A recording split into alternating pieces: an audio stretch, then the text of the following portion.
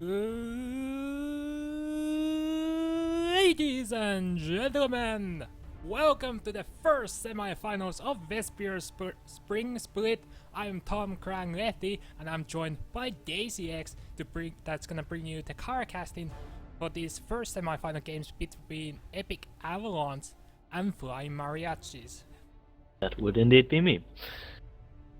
So we're seeing the bands coming in already with the with Epic Avalanche taking away the Anivia and Flying Mariachis taking away the Kindred.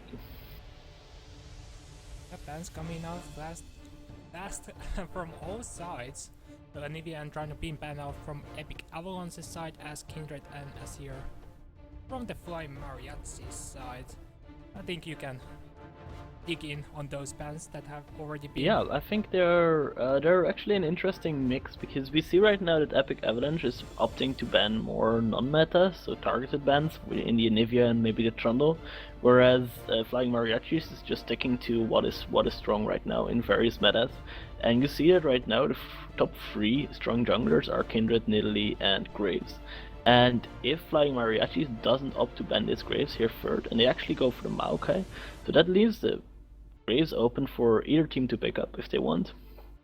And Epic Avalanche locks in the Echo, which is a bit of an interesting pick because it's been seeing quite significant nerfs, and the previous patches AD Echo Bruiser Echo top really isn't as strong as it was. So I'm surprised to see this first pick by Epic Avalanche. Well, maybe it still is. It hasn't 100% been adjusted to this patch anymore, so teams are. So maybe he's strong. Let's see how badly the nerfs actually hit Echo. Yeah, it's still quite a strong pick. It's just not something that is, in my opinion at least, first pick worthy if there's a Graves still open. And it looks like the Flying Mariachis are hovering this Graves, and with that Graves they're going for the Braum, which is a really strong support in the meta. Yeah, and Braum is always one of those picks which you can pretty much pick at any point. Like, it's good, it's especially good into poking compositions, but even if it's not, and you just want to pick something, then picking your support and going for the Braum is a very solid pick always. Yeah, and I do have to apologize for everyone that's watching on the stream. Sadly, the champions are not showing up on the stream at the moment, and so we're gonna have our techies to go look into that problem, and hopefully we'll get that fixed for the next game. But the pick so far, Echo, first pick for Epic Avalanche, and on the side of Flying Mariachis, it's a Braum and Graves that have been locked in. At the moment, Troller Dog is hovering over a Lucian, and it gets locked in, so not a real surprise there, just a very top pick AD carry at the moment. Yeah, Lucian is a very strong AD carry always, and particularly Lucian Braum is, wow, are we gonna see this Taric? Which yes, would be a, yes! It looks Taric. like we have a very manly bot lane indeed.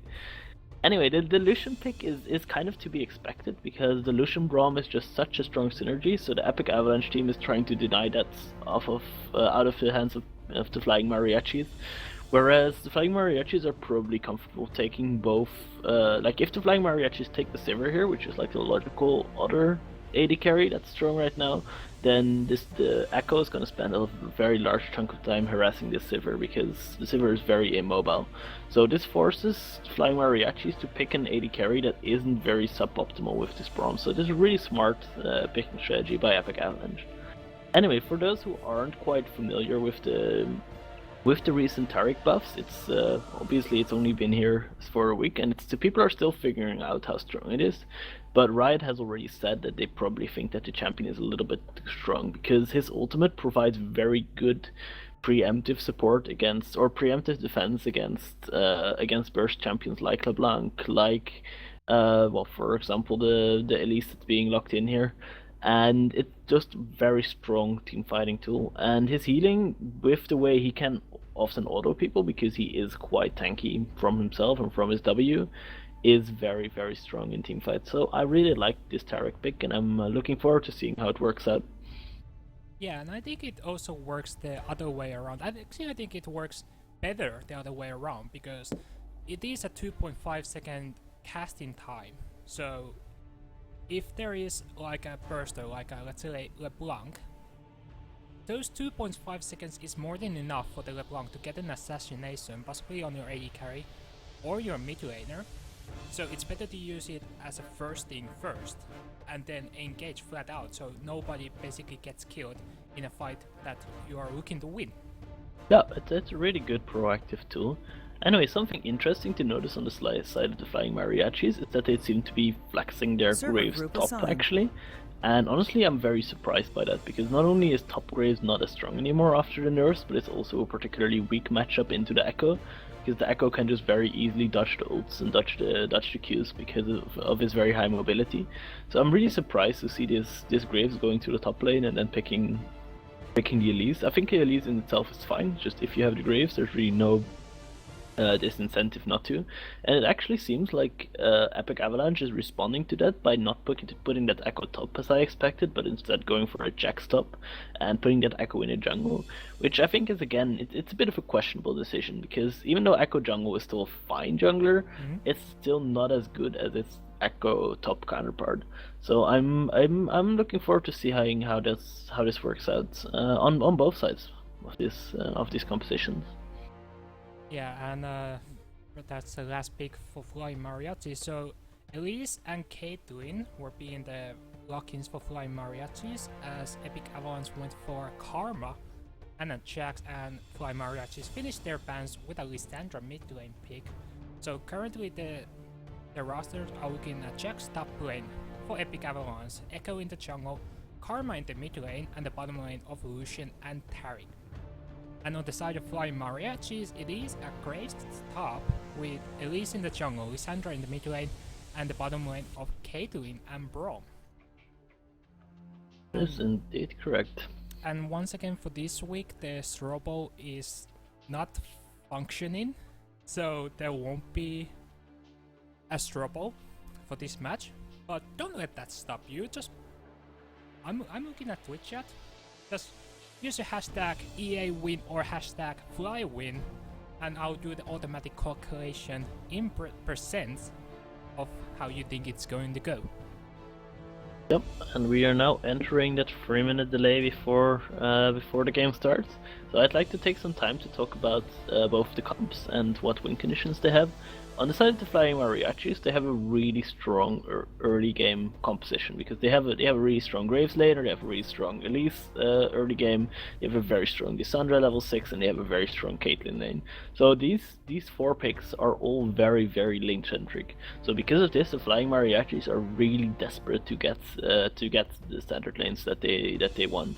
Having said that, on the other side of things, it's kind of similar, because the Lucian Taric is a very strong early game lane. The Karma is not as much. I think the Karma is going to be facing problems, especially since she locked in the teleport instead of the cleanse, which I think Elise and Lysandra are going to punish her very hard for.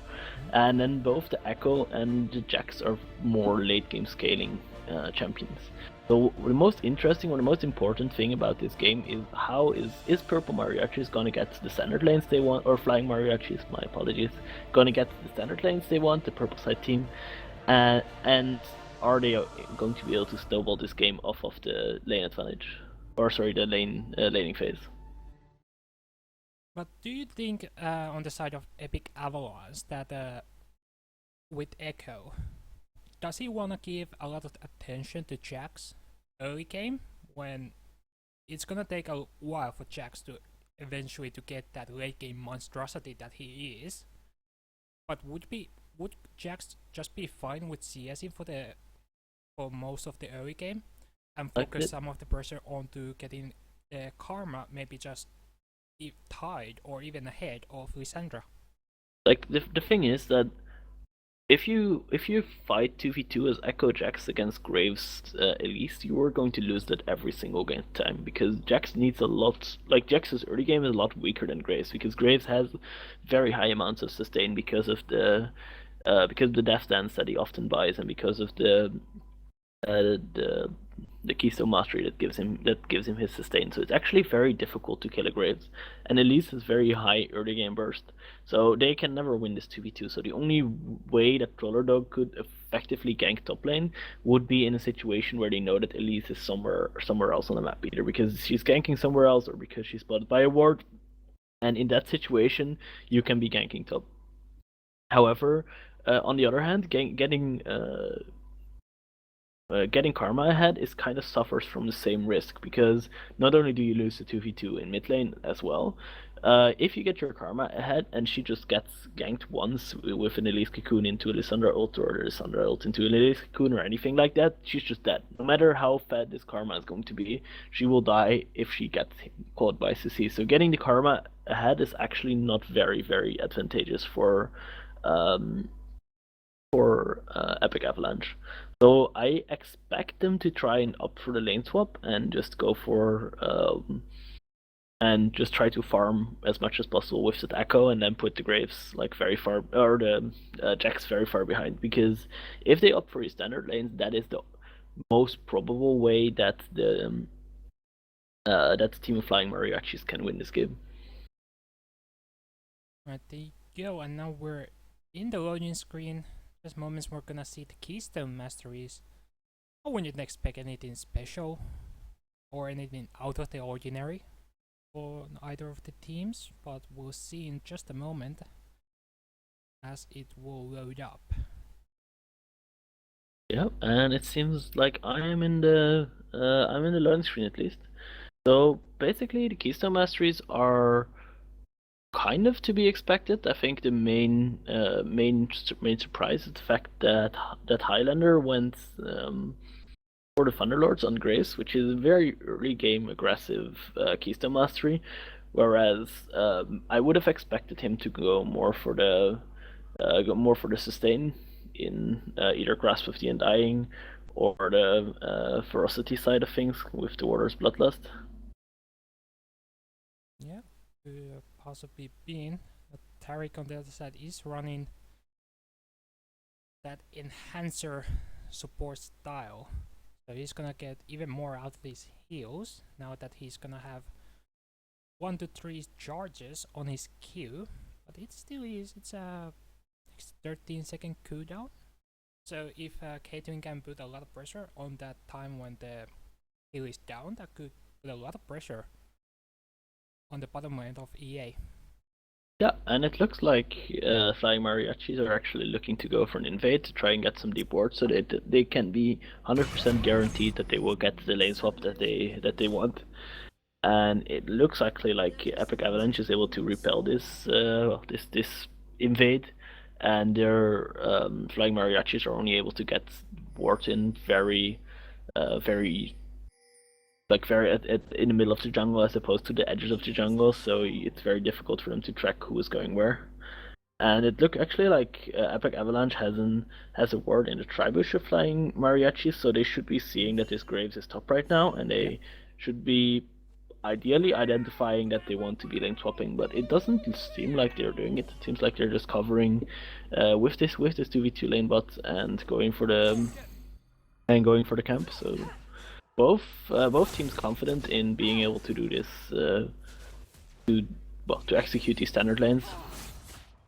So the person to watch in this matchup is definitely the Elise, because she's the one that's going to be ganking all over the place. She can gank top, she can gank mid, maybe not top as much, because wow, it's actually a lot of aggression in the mid lane already with these. Oh wow! Nuri, you have to be really be careful. One more kill that's gonna hit that move. Almost gets a kill, but he burns the flash of Nuri in the mid lane.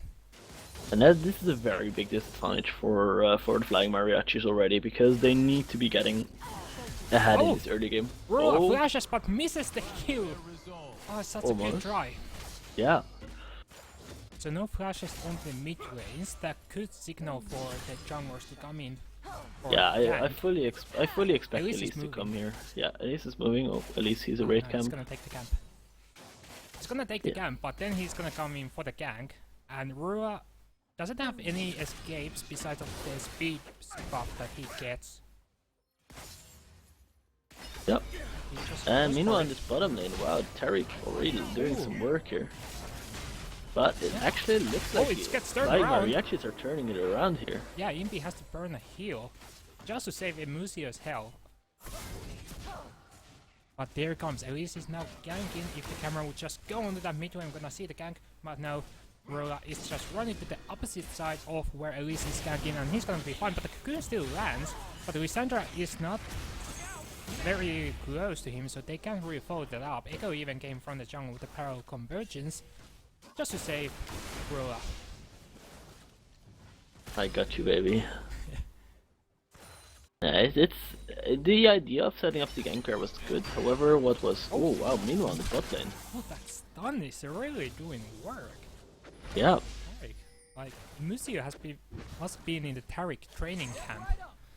But Trolley gets injured by SOB in the jungle. Looks to get a steal on the blue buff, but has to burn a flash to get away. Doesn't get the last grab to get the stun off. But there it is actually, but a fight has already come. Imbi is trying to do some just damage now. Mino English is low, but they go for the Miyu, but he gets the counter net out, and Trolley is so low, and Miyu gets first blood out of the semi-final game. And the fight is still going on. Imbi might be the next target. Miyu flashes in and gets a double kill, and now he's got the double buffs on him. He's looking for Musio, but Musio is far away from that harm. That was very well done by Nuri, because even though he was behind in that lane, he managed to get the aggressive push and therefore be able to get to this fight in the river earlier than the Karma, which allowed him to just provide assistance and led to that double kill.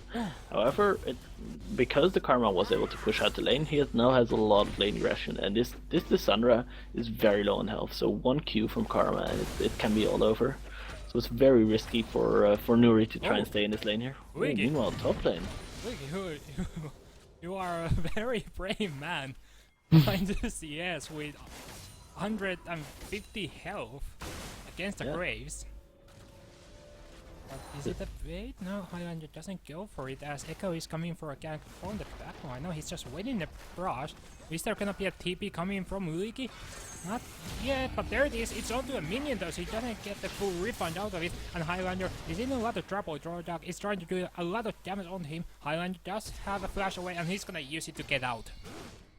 Yep, and that was just a bit too greedy for Highlander. Highlander should have just pushed out that wave and then went for the back and then teleported Mink into lane and just take his advantage like that, as opposed to staying and trying to do a little bit more damage. It's always the little bit more that gets you caught in League of Legends. That's what you need to be careful of, especially in such a high stakes game as the semifinals. Oh wow! English finds Trolley in the jungle. Trolley is low on mana, he can't do anything other. There's no flash either. Is he gonna get away? The red buff is burning. Is it gonna be there? Yes, it is. Aurora is trying to make sure he just gets avenged and he does get the kill. And I believe he got the buffs out of it. Now Luigi trying to get the counter strike on the Graves, but Graves just withdraws out of harm's way. Yeah, and that was a very brave invade indeed by this Elise, and honestly, I'm not that impressed by it, because Elise knew that even in the best case scenario where he would have gotten he would have gotten a kill, then Karma was still going to be there, and it would have been like a 1-for-1 at best with nice. With Epic Avalanche getting that assist on the kill. Yeah, that's some nice timing from Roa to get the stun off right to cancel out the glacial bath. Yep. What happened is a little bit slowed down the pace. Highlanders managed to get a nice CS lead of 6 CS as Wiki is still jumping in, gets a counter strike, he flashes in, gets a stun, and he outplays Highlander right there. But will Nuri outplay Roa on this mid lane now? Roa is very low, but the camera points to the bottom lane, so that means no kill will come from the mid lane. But Wiki is very low. Mino English is diving under the turret, and he's gonna get the venomous bite kill on the Luigi. Yep, very well executed by the Elise there. Elise really making like I kind of predicted in the start. Elise really needs to be the one. Still going. Oh wow! You know, English is in. Can he repel yet? No, he still has 8 seconds on this repel. Karma's gonna be here first. Yeah, he does out the slow, but they might go on the Roa instead. Gets the kill. Nuri gets the kill, but Roadog is gonna get one in return. But what is Nuri gonna do now? No flash. You think he have Glacial Path to get away, and he does as Roadog just goes to his own jungle. He's gonna pick up the blue buff. Yep. And this Elise making things happen all across the map. Even if he dies here, it's still fine trade because they get the kill on their Lissandra. And if this Lissandra is ahead, then she is just going to be able to bully this Karma so extremely hard, especially because Karma went for the, in my opinion, too greedy Frost Queen's claim build, because against this super early game composition that that the Flying Mariachis have been able to put together, you want to be getting as much early game strength as possible and not opting into this very greedy. Oh wow! Meanwhile, the bot lane. Yeah, Imbi really wanted to put the calling down on the Mew, but SLB comes back from his warding trip and he's gonna force him away. Yep. And now SLB has hit his level 6, whereas Imusio is still only level 5. So Yep. the bottom side of the Flying Mariachis probably wants to be making something happen right about now. Very possibly B, still a little bit of a farming phase on the top lane, as you would expect. I think besides of the pressure that Luigi has already, or is already putting down, I think he's gonna really be happy once he gets that Queen's Rage spell, but he actually goes in! Whoa! Wow. Yeah, and that was a missed ultimate by Highlander there. Had he hit that ultimate, he might have. Oh wow! Oh, Rui gets pincer down, but the cocoon misses. But there's the old glacial prison. It's gonna lock him down into an eternal prison for 22 seconds. But still, yet another kill that went over to Mino English. Yeah. And now Mino English needs to be careful because it's very very tempting to take a lot of kills as it's really strong. Oh wow! Luigi, we're on the turret! Oh no! Oh, misplay. Unlead Luigi, indeed. But at this point, with your 4 kills on this Elise, you need to be starting to give the kills to your carries on Elise, because Yeah. if you have an Elise which is full AP and very strong, and then 20 minutes comes around and your Elise just gets one-shotted in team fights every single time. So this Elise needs to be identifying like, okay, I am strong enough to make ganks happen everywhere. Oh wow! Nice. Echo Double ganking. stun. Yep. Echo coming up. Barrel conversion locks down. Dude, that should be a double kill. Imbi gets one. Can he get the second one? Just one more attack, and that's a double kill for Imbi. A very beautiful Taric stun. Puts the shield on the Imbi and then just uses the E to get the stun on both members. And then the barrel converges that hit on both members. Like, oh my god, that's synergy. You can't buy that. No, and it's actually strange because the Flying Mariachis did have good ward coverage on this bottom side of the map. Like they had a ward that's now timed out, but they had a ward in Tribush, and they should have seen this echo coming, and they just reacted very, very slowly to it. And honestly, there's nothing to blame but themselves. They had the setup, they had what they needed. They knew that their Elise was ganking mid lane, so that the enemy jungler was probably around. So this is just a good old case of pay attention to the map, boys, especially if you're pushing up hard in bot lane.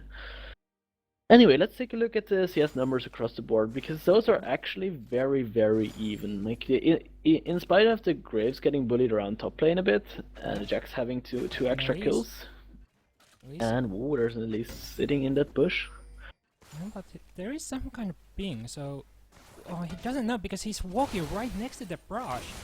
Or is it just some next level bait, because Echo is coming from the river. I think this might be a very next level bait, because Unluigi has shown that he... Oh wow, Graves dashes in, Yeah, he doesn't know. Walks into a cocoon, and then he gets just demolished out of that one. Trollduck is able to get one kill, and now it's a fight between the junglers, Mino English versus Trollduck. Who is gonna be the man?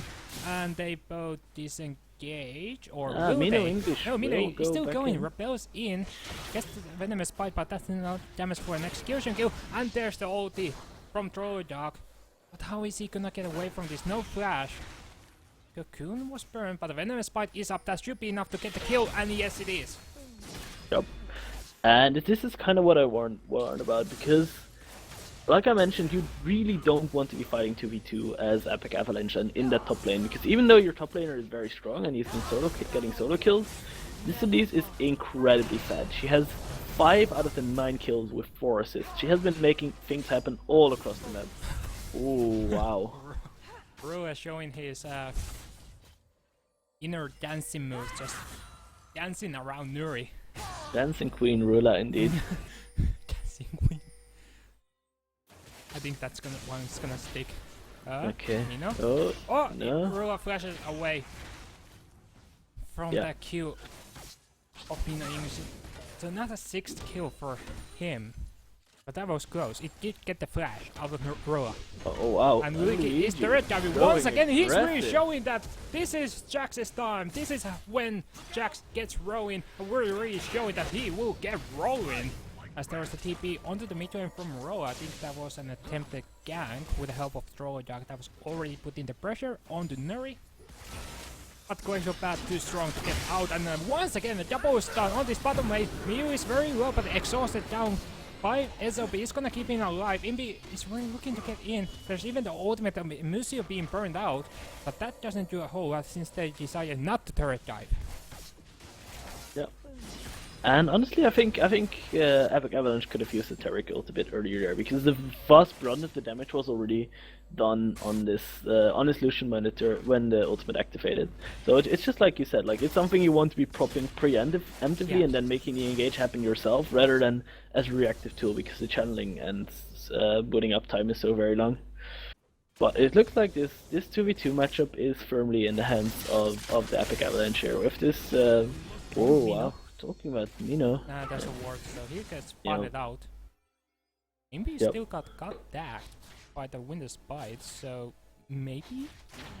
It's maybe? No? Yes, no. Like, Taric's stun is so very, very strong on the turret, because he is able to stun 3 people if they're bunched up together.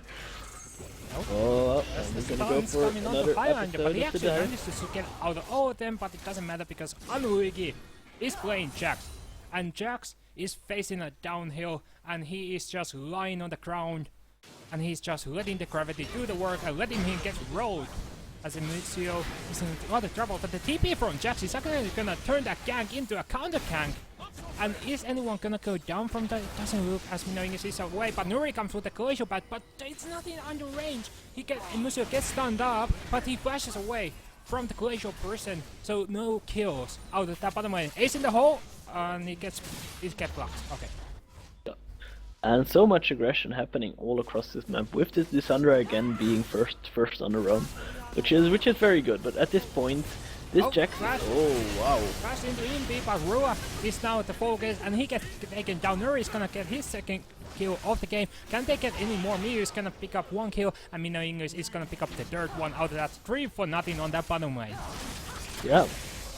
And Mino Graves catching his wave top lane. So this is actually a very, very key moment for the Flying Mariachis, because they needed to be getting ahead with this composition. Even though they are 3k ahead, they're dead even in gold right now with this with this turret being taken.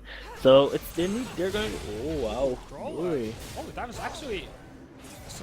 I don't know. It's gonna know how to describe that, but the cocoon is gonna keep Nuri away. Ooh, wow. The ulti from Braum, but it doesn't matter because Trolljack is still gonna get 1 kill.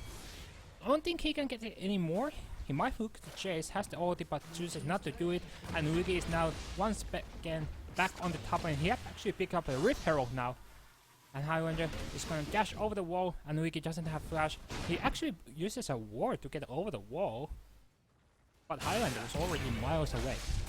Yeah, I guess he didn't have a jump up until later. Creepy. But yeah, he's just gonna take this wave, and this Jax is now unstoppable. Like there's nothing Flying Mariachis can do if Epic Avalanche just puts this Jax in a side lane, and then the Jax just rolls over every turret and every player that could possibly come in his way. So that forces the Flying Mariachis to send 2 people to deal with this Jax. And honestly, once you send 2 people to deal with the Jax, like you're still not gonna kill him, because the Jax, even though he doesn't have any defensive items so far, is actually deceptively tanky with the amount of resistances that he gets from his ultimate. So at best you're gonna have 2 people kind of containing him, and that just opens up the map for Epic Avalanche to do a lot of things, like take this bottom turret. Rua and Trolljack both ganking on the bottom lane. Miu is down for the second time of this game. Might be looking for SLB now, and Imbi is gonna get his third kill of the game. And Luigi with the Grandmaster Smites is trying to deal with Highlander, has to flash away from the turret aggro. But now he walks back in, tries to lifesteal some bit away back. But Highlander is chasing, he might want the kill, but doesn't get the kill with the end of the line. And look at that Graves regeneration with only that F stance, not even having the regeneration master. He just regens up so very quickly. And honestly, I think that was just the Jax getting a little bit too cocky. He has been getting kills under turret, he has been solo diving, but just going for that with such a big minion wave against him that's where it's so easy for Graves to carry him around, that's just a bit too risky. And Graves already full health, and he's now going to be backing because he really can't stay in lane against the Jax. And even though the gold is, even though the kills are completely even, the gold's actually very much in favor of the Epic Avalanche team because, honestly, not because of a significant lead in lane anywhere. Like all the lanes are pretty much equal. However, they do have a very big jungle lead. Like they like I predicted, they put this Echo on a farming duty, and this Echo has been happily farming his ass off. And that leads to almost having twice the CS that these little leads, which has been very well focused on ganks has. So that and one turret difference is where the main gold differential comes from.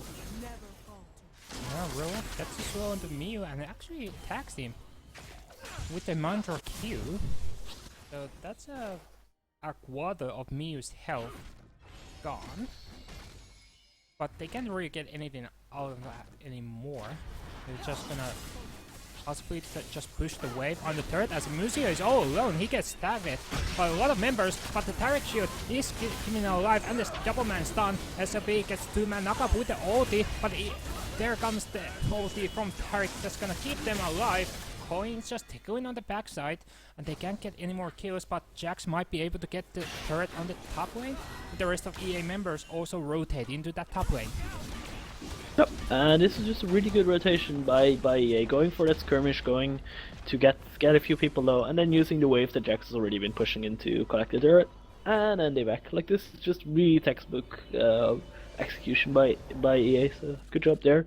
And the Jax is now on 2 items, which means that, well, he is going to be wrecking some faces. Whether it is in team fights where he can land these AoE stuns, where he can, honestly, 2-shot carries at this point almost, or whether it's going to be him going into this bottom lane where there's still another inner turret available, and just split pushing that. This Jax is the key to this game so far.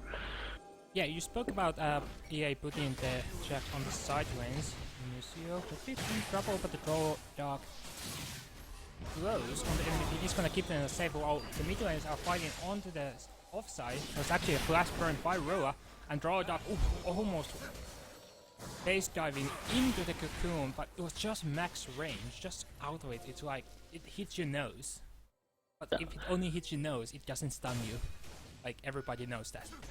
I have never had a cocoon on my nose, so I can't really confirm or deny that. You never had a spider web on your nose?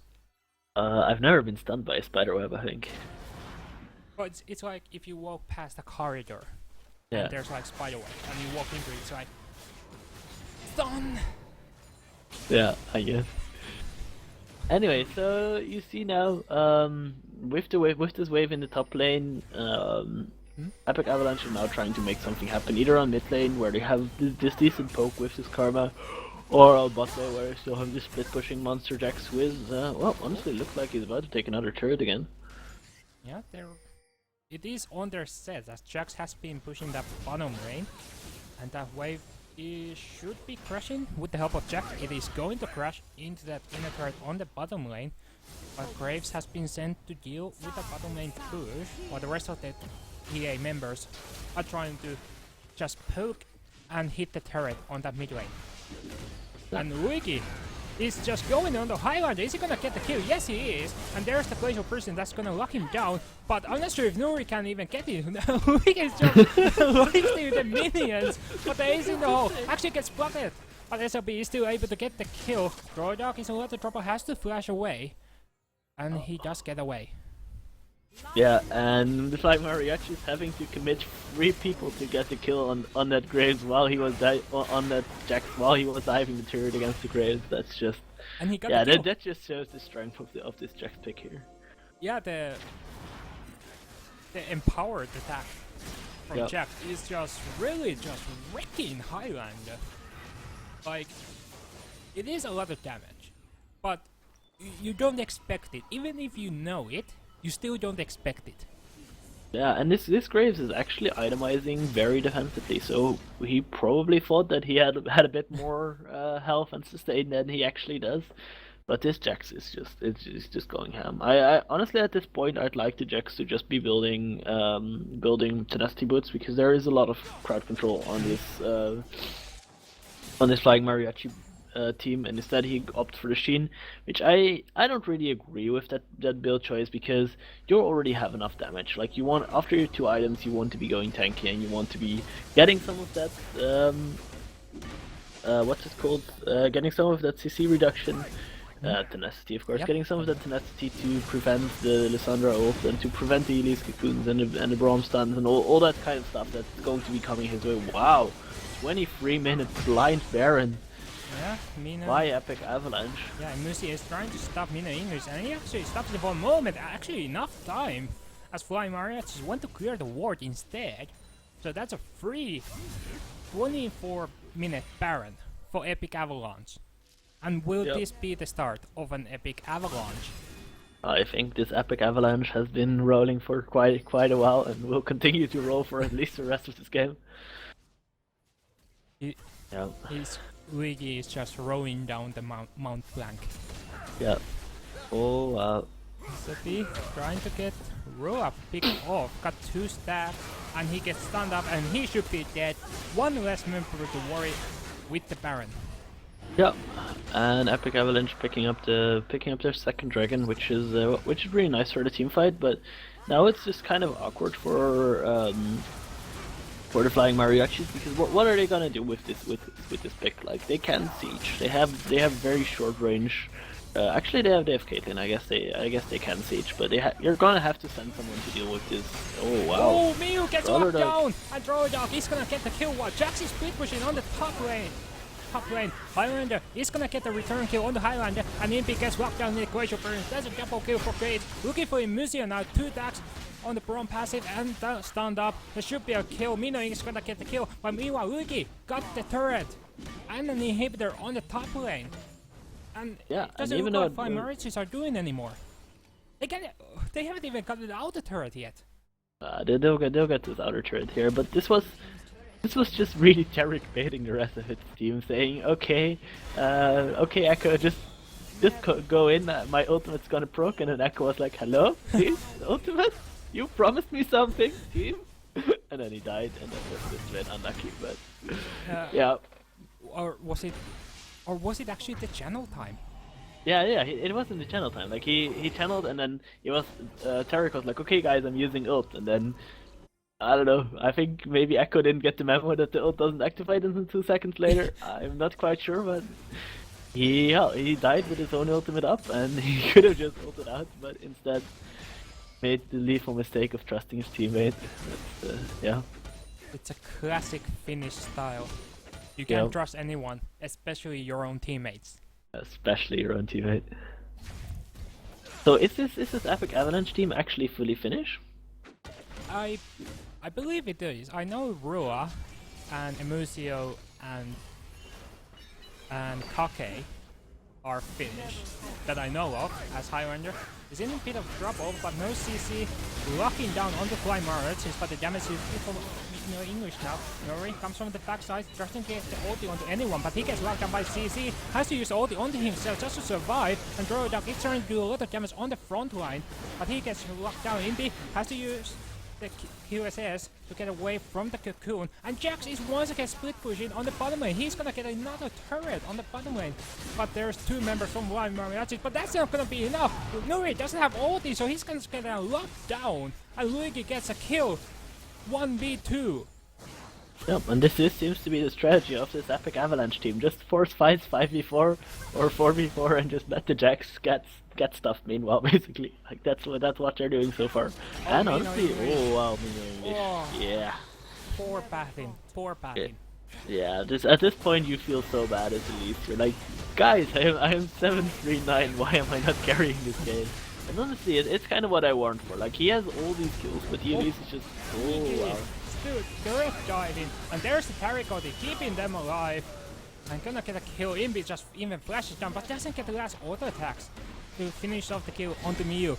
But now Epic Avons are gonna get the second inhibitor turret on the mid lane. They're gonna get the second inhibitor of the game, and Indy could get even more kills. It's 18 kill for Epic Avalanche, and that's a shutdown kill for Imbi. Yep.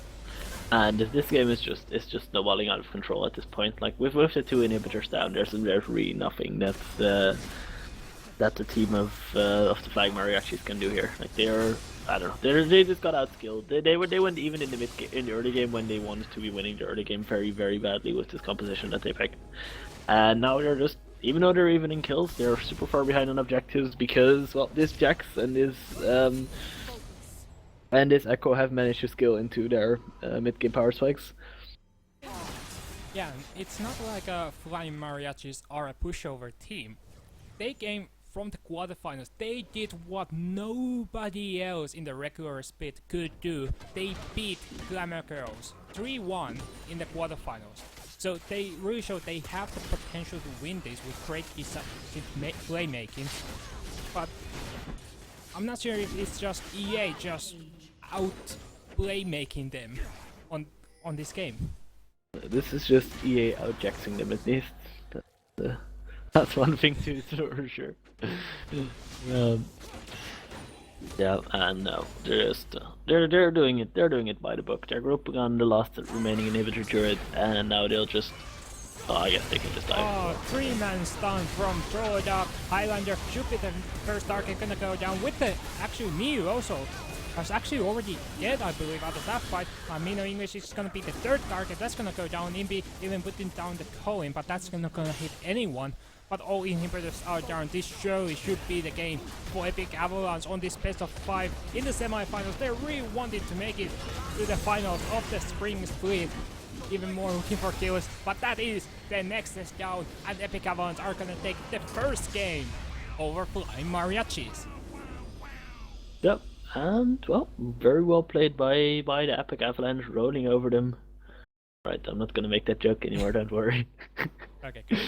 And yeah, looking at some of the post game damage, you see that the Lysandra actually was very unable to output any damage. I think she did, I don't know, almost half the damage that this Jax or that this Lucian did. So, which was honestly that was one of the key matchups to win. Like they needed to punish this Karma for not taking the cleanse spell and just ganking her over and over and over again. And yeah, then it was just the Elise that was fat. That's the big thread of going with something like an Elise, which is so very, very good at stealing these kills from the teammates. And the Elise needs to identify at some point, like, okay, I have 2 kills, I am fat enough, I can do everything that I want, I'm gonna give all the other kills to the rest of my team now. And instead she ended up with well, I think 6 kills out of laning phase or something. So really well played early game by the Mariachis, but in the end, it was just nothing they could do against the scaling Jax and the 1v1 potential that the Jax has. Okay, so that was the first game. We're gonna take a small break as we're gonna hopefully fix some of the graphics issues that you might have seen, that the graphics were not showing on the stream. But hopefully we're gonna get those fixed and you'll have some fancy graphics for the next game. We'll be right back. Sound muted.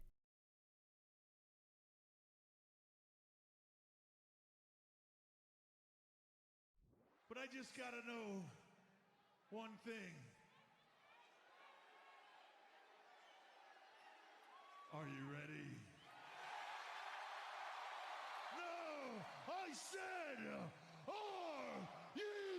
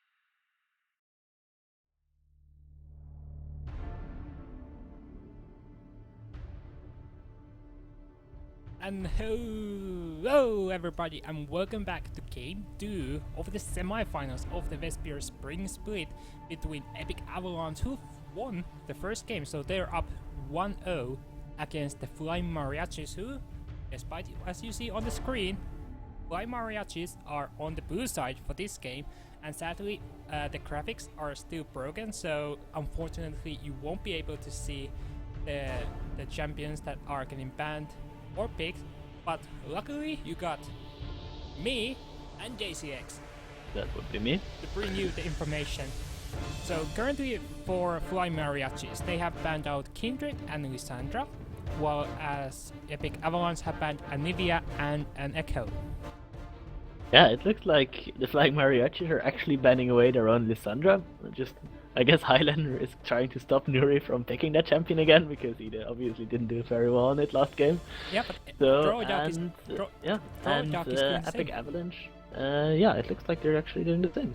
With Epic Avalanche this time banning the Echo, which is their own champion, which is, I don't know, a bit more to be expected, I guess, because Epic Avalanche highly prioritizing that Echo in the first draft and first picking it, so they're probably expecting the Flying Mariachis to do the same thing. And Flying Mariachis hovering this Maokai, insta-locking this Maokai. I really like this Maokai pick, because with the Echo nerfs, the natural predator of Maokai top was kind of just nerfed, and Echo's obviously banned. And then after that, people have mostly been playing Trundle support or Trundle top lane into Maokai, and with Epic Avalanche banning this Trundle and this Echo, like, there is still really good. Maokai is still really good pick. Having said that, this does open up the Nidalee, which is arguably right now the best jungler in the game, and that's going to go to Epic Avalanche. However, because there are still two really good junglers, like this Graves that's being hovered over right now, I fully expect Flying Mariachis to go for this Graves again, and this time not actually flex it to the top lane, because, well, that didn't work out as well as they had hoped last time. But just keep it on the jungle. But it all depends on whether or not Mino English actually plays his Graves to a proficient level. So yeah, just finishing off the last bans for Flying Mariachi was a Nasir, and the last one for Epic Avalanche was a Trundle pick, and the pick in order: Maokai first for Flying Mariachis, Braum and Nidalee for Epic Avalanche, and Graves and Karma for Flying Mariachis. Yep, and this Karma being picked away as a deny pick, obviously Rula did really well on that Karma in the last game. However, the downside of picking this Karma so early is that you already picked both your solo lanes, so you essentially give your opponent a free counter pick two free counter picks, which was going to happen anyway, because usually if you first pick a Maokai or a top laner on blue side, then you're going to give him two counter picks anyway. But now by picking the mid laner on the first rotation, you're actually going to give him like a very easy counter pick, and you can counter pick something else as well. Anyways, it looks like Epic Avalanche is locking in this Gragas for the top lane and the Sivir for the AD carry position. I really like both of these picks. I think Gragas is pretty decent into Maokai. It's like you kind of lose the lane and you lose any 1v1 engagements as Gragas against Maokai, because Maokai obviously has like very high magic damage pressure in lane. However, the thing is that if the Maokai engages, then you can just ult the Maokai like further into your team, or ult away the enemy team and then focus down the Maokai. So Gragas is really good in compositions against Maokai where you want to be focusing the front line. And honestly, I don't think Epic Avalanche has that much frontline damage for the Maokai yet. Like, they don't have the Trundle to shred him down, or they don't have the Kalista to needle him, but if they pick something last that does more damage to potentially to this Maokai, to this frontline, then I really like their composition. So yeah, Imbi getting his hands on the Severe, as on the other side for Flying Mariachis it is a Kalista and a Soraka. So SLB is trying to channel his inner Atrian and possibly just heal everything. Yeah, and okay. I usually am not a big fan of Soraka, because she just doesn't apply any lane pressure, and she doesn't apply any lane swap pressure, and since you can't heal minions anymore, But in this case, I think that Soraka is actually defensible because you can't really pick like some services. I guess. Actually, no. I think the Soraka is just still bad. I think Epic Avalanche should have picked something less poke oriented than the Jace that they picked now. I think they should have just picked the Sandra or Ari or LeBlanc and just shit all over this Soraka who has very little that can peel for her in the game. So I think Soraka pick is weird. I think Epic Avalanche could have picked something that was a lot better at assassinating the Soraka. Having said that, right now I like the composition that Flying Mariachis have managed to put together because they have a really good tanky frontline in this Graves and in this Maokai, and they're going to be if Epic Avalanche focuses that frontline, then Soraka is going to be able to just keep healing them over and over again, and there's very little that Epic Avalanche can do to this Soraka unless the Soraka overextends. So yeah, the last pick for Epic Avalanche was the Chase pick that's gonna go into the mid lane against Nuri's Karma. So how do you think that Chase is gonna perform against the Karma's poke? It's a poke versus poke. Yeah, it's a poke versus poke, so it's about who can hit their poke best. And I think that's another reason why I don't particularly like the Jace here, is because you have this Nidalee, which is actually a really, really good early game ganking champion, and then you pick something like Jace, which is Jace kind of starts working once he has two items, which is he has two relatively cheap items, but it still takes two items for him to work, and therefore you're not able to make any pressure happen off of a relatively squishy Karma in this mid lane. And same goes for top. Like you can't gank a Maokai because Maokai is just way too tanky, and you kind of can gank a bot lane, but bot lane is really risky to gank because if you're able to get a good gank off, then ganking Soraka is amazing because Soraka can very difficult to get away, and you have to run a passive to activate, and you can just kill her very easily.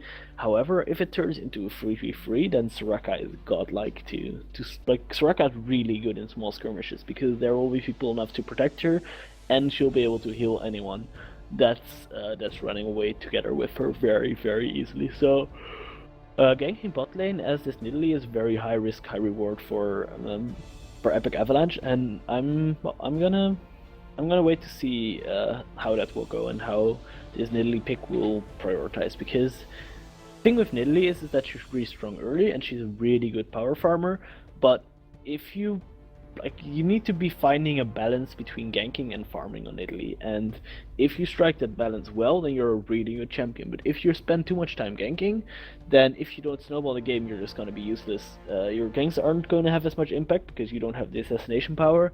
However, on the other hand, if you spend too much time farming, then by the time you are the super farm double item Nidalee carry, then you're already in the mid game and people are grouping and you're just very useless in team fights.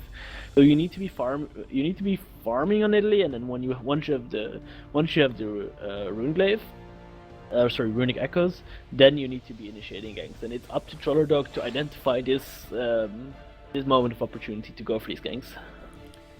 Alright, so just in case anyone is wondering what were the picks in total for Flying Mariachis, on the blue side it was a Maokai top lane, Graves in the jungle, Karma in the mid lane, and the bottom lane of Kalista and Soraka.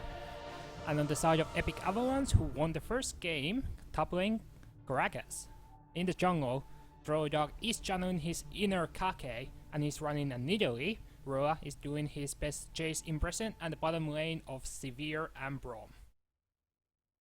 Yeah, and we are now loading up to the rift, so we'll soon be able to see if there's any interesting masteries and keystone choices, or only keystone choices actually.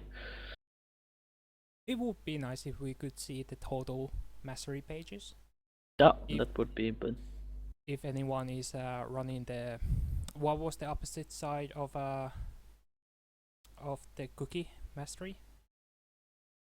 Assassination thingy. Yeah, I'm that would be not interesting sure to what see it's if called. anyone Yeah. is Anyway, running let's see. Is there anything interesting? Top's just going for the Grass of the Undying. Jungler's going for the extra health.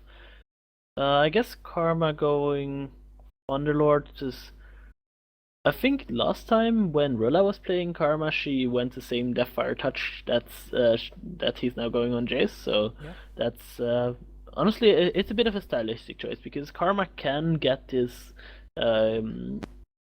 what's it called? Can get this Thunderlords off because she can combo quite well. However, I personally like the Deathfire a little bit more because it just adds some very strong late game, I guess, sustained poke, if that makes sense. So it just makes your poke a bit more, pack a bit extra punch.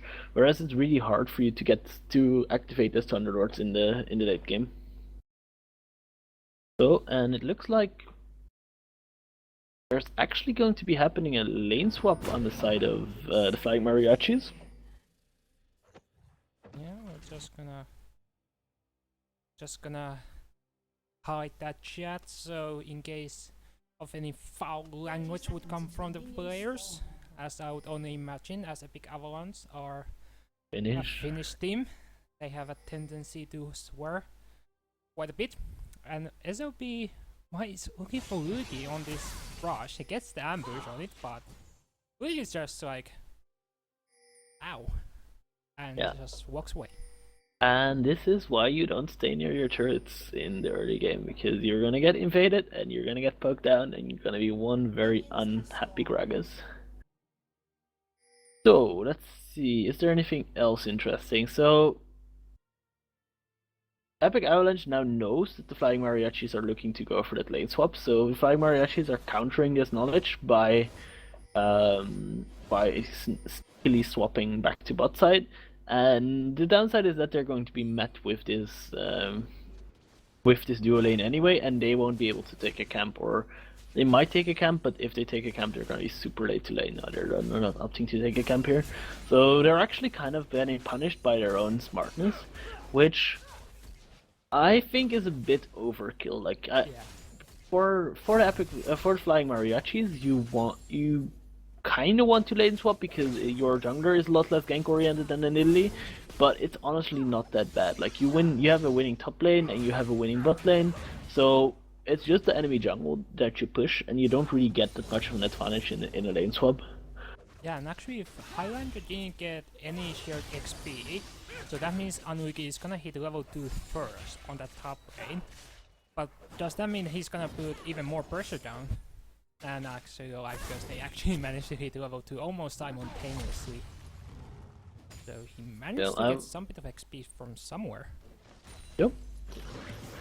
Well, Gragas just going ham, I guess? Yeah, just putting down that very poisonous pure alcohol that is gonna, as you know, is gonna burn the tree because of the alcohol. Yeah, I guess the Finnish person is very experienced with the alcohol here. Not trying to permeate racial stereotypes, but yeah, we put that everything because, you know, it's like alcohol, like not 100%, but like a 70-60% alcohol. It's like so healthy for you because it burns all the bacteria. So we use that as like a cough medicine because it burns all the bacteria out of your throat. And then if you're lucky enough and you get that alcohol into your lungs, you're just golden. You'll live to be a 72-year-old. Yeah.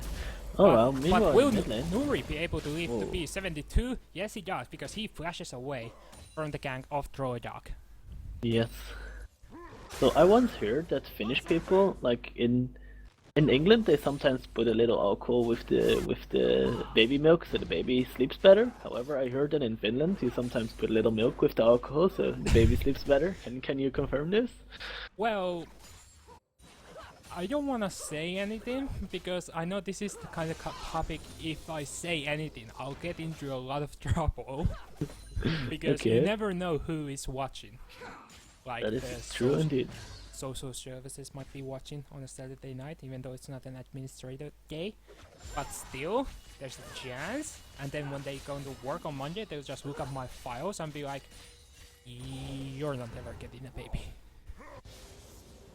Anyway, let's go back into the game. So what has been happening? Honestly, nothing has been happening. There's a small, just farming. There's a small CS lead somewhere. Oh, wow, there's actually a big CS lead on top. Why is Gragas? Which no, there's no teleports being burned. Maybe Highlander had to back at some point. Oh wow. Oh, it's just... It's actually... The thing is, yeah. Yeah, Wiki is just actually... Just... I totally forgot the word, but he's sustaining. He's sustaining a well, thanks to that potion, and he's passive. So he's gonna have immense sustain all the time. The thing is that Maokai has really good sustain as well through both the Grasp of the Undying and his passive as well. So, oh wow! Meanwhile, in the mid lane, yeah, flash burn teleport, from flash Roa. burn, yeah. Just respect that flash. Actually, Yeah. that's something I don't think I've seen a respect flash out of Roa. So Epic Avalanche know what's in the stake. They're not gonna take any stupid chance. Like, they're all serious. As Minoing is looking for another gank, this time on this game 2, on this bottom lane. I don't think there's gonna be enough. Oh, Rend actually comes through, and Invi's spell shield game is a little bit off. Yep. Maybe he can And step it up. honestly, I'm not sure if I like it that the Graves is ganking here. Like, if you're a Graves and you're ganking, oh wow. We're still looking. Oh yeah, that's actually throw a dog on the bottom lane. Yeah. Rather, sitting on the Rather than brush. Graves. Can he hit the spear? Oh wow. SB, 3 stacks, 1 more, and the flash, and the javelin. That's that first blood for throw a dog. And the teleport was actually cancelled from Highlander. Yeah. On this And top lane. that's what I mentioned. If you're able to connect to this Soraka, then oh wow, he misses Q. Does he want Unlucky. to fight? He's got support of Invi and Museo there. He might want to turn this around. And Mew has to join the fray. Rather, Mino English has to flash away Mew. Ooh, a lot of damage, but doesn't go down. Actually burned both flash and a heal. Ooh, that's Wunderspite actually connected, but not enough damage. Does Throw Dog want the spear? We will see next he time missed. on the I think he episode of Botlane. Yeah, I think he missed. Yeah. Oh. Oh, he's Oh, looking, wow, he looking hit for Mino spear. English. Oh, Oh, he has to flash away. Oh, that end of the line was so close. But no kill for Dog. And Wiki using that ultimate on the top lane, trying to get some bit of damage. But Highlander is having none of that, as he is half health already. Yep. And well, Soraka's back, so Kalista can stay in lane. Yep. Heal, heal, heal. And you're back with new. Was actually... the biggest supports are running... If you compare to a Mundo room page wise, supports are running it a little bit different, but with Soraka, it almost feels like it would be beneficial to run almost the identical runes that you would normally on a top lane Mundo. Like, with all that health regeneration and armor, that's just gonna be so healthy for you. The thing is though that while it may look like that, you really want the Windspeaker's Blessing mastery Yes, in Keystone the Mastery. the Keystone. So you can't actually go that deep into the tankiness mastery, but you're definitely going to try and get all the. Oh wow, me and Throw it down. Ridley. Ooh. Just get those bounces in, and Wiki almost gets taken down, but Throw it up. Goes no. Oh, the collateral damage from Mino English from the offside connects, and it's a field goal. Yep. Oh wow, you know on this mid lane. Yeah, Just spoken. yeah. Nori was mad about the last Karma game, so he just. This is how it feels. Yeah, that's probably how it went. Most likely. Almost 100%. Anyway, let's take a look at what the game looks like. So there's a 1k gold advantage for Epic Avalanche, and where does that come from? There's a 7 CS lead on top, and all other CS are pretty much the same, except that they're 8 CS down on mid. However, the big differential is in the jungle. So even though Nidalee has managed to score 2 kills, Ooh, that's actually 2 a Graves nice, 1. Oh. nice gank battle for Graves over the wall. But only just get the smoke screen, nothing else. Collateral damage was not available to use. Yep, and this is kind of the problem that I have. Like, if you're picking Graves, you really want to be less gank oriented. Like last time, Minnow English was on this Elise pick, and it's great. Just camp every fucking lane, every single lane that you can get, and just hit them as much as you can.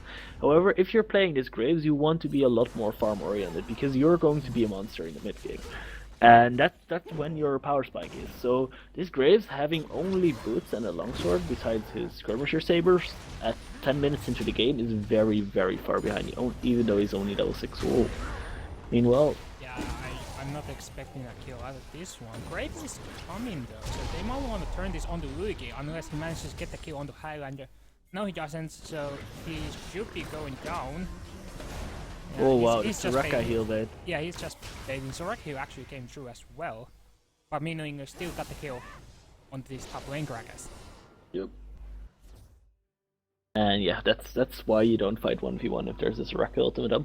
Having said that, with it looks like Havoc Avalanche is correctly identifying that they have the mid shove, they have the butt shove, and therefore the enemy jungler stops, so therefore they're just gonna take this free dragon.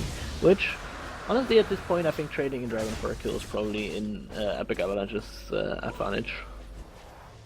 Yeah, you can. Like, the 6% doesn't do a whole lot in the early game, but if you want to go for the 5 dragons, it's better to get get the stacking going. Yeah, there's no chance this game will go to 5 dragons though. So Like, it's gonna be 24 minutes, so 35 minutes around if Epic Avalanche keep on. getting every single dragon right as it spawns, like that, Yeah. that's quite a tall order, to be honest. I think, like, the thing is that if you run something poke oriented like Epic Avalanche does with the Jace and with the Nidalee, you really don't want to be sieging up to or you don't want to be going to objectives, because it just basically gives your opponent, oh wow, Oh, on the flash spot body lane. slam on the Miyu. He should be dead. There's the teleport coming from Highlander.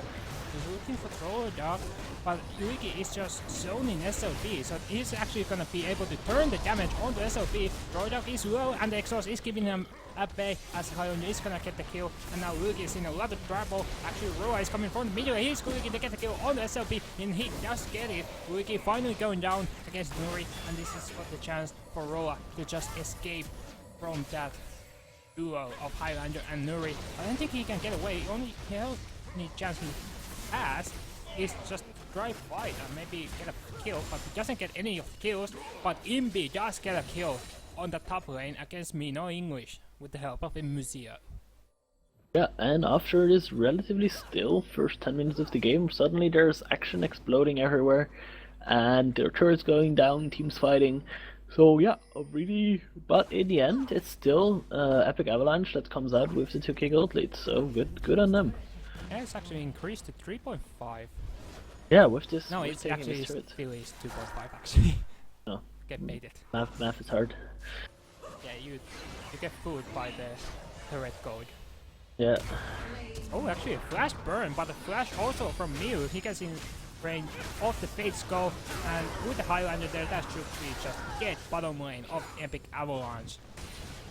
Yeah, and that was just a greedy recall by Imbi there. Staying in lane for honestly no particular reason. Yeah. He could have just walked down to the turret and been completely fine, and he ends up giving up. I know, cool. Oh, Probably. there's actually a teleport coming from Luigi, and they wanted to fight this 3v3, but it's gonna be 3v4 now. Dog actually gets taken down by the kill of Nuri, and the rest of the Epic Avalanche members have to run away from this 2v4. Yeah, but are they going to be able to keep 2 defenses there? No, it seems like. Oh wow. Highlander actually flashes in for Aroa. Aroa should be dead. Miyu is actually gonna be the one that they give the kill over. Yep, and really good play by the Flying Mariachis here, completely turning this game around. We were talking about it. They were about 2.5k gold down. What, 10, 15 seconds ago? Oh wow, no English gunning it gods here by this Gragas. Yeah. Yeah, just Little bit too greedy for the turret, but oh well. Like, they are now completely even in gold. Like, they were down 3k 1 minute ago, so Yeah. that's how quickly a game, even on this very high level, game can turn. yeah, most certainly don't wanna rule anything out. Like, if you just blink now, there could be a 6,000 gold lead for either of the members. I'm blinked. There's no 6,000 gold lead, unfortunately. Well, But yeah, it doesn't matter which your Netherlandian blinks. yeah, it's like finish blinks is like going asleep for 30 minutes, and then there might be a 60 Yeah. gold lead. Yeah, exactly. Like, that's how a human should normally just blink. Just give your eyes enough moisture with the blinks so they won't dry out. Like, that's just basic human biology. Okay. So it looks like the last game, which was very much dominated by Luigi in this top lane, it actually looks like Highlanders is performing a lot better, stepping up very big for his team. Oh wow, Karma Mantra, nothing happens. Yeah, Dordak is actually stealing away the red buff in the meantime. Yeah. He's just getting back into position to keep on poking from the sidelines, but there's actually a good pink ward, I believe, from SLB. So he gets spotted out if he goes to poke any more from the raid camp. Yep, and this is where the Soraka is very good, because no matter how much you get poked, like, your Soraka is always going to be able to heal you up.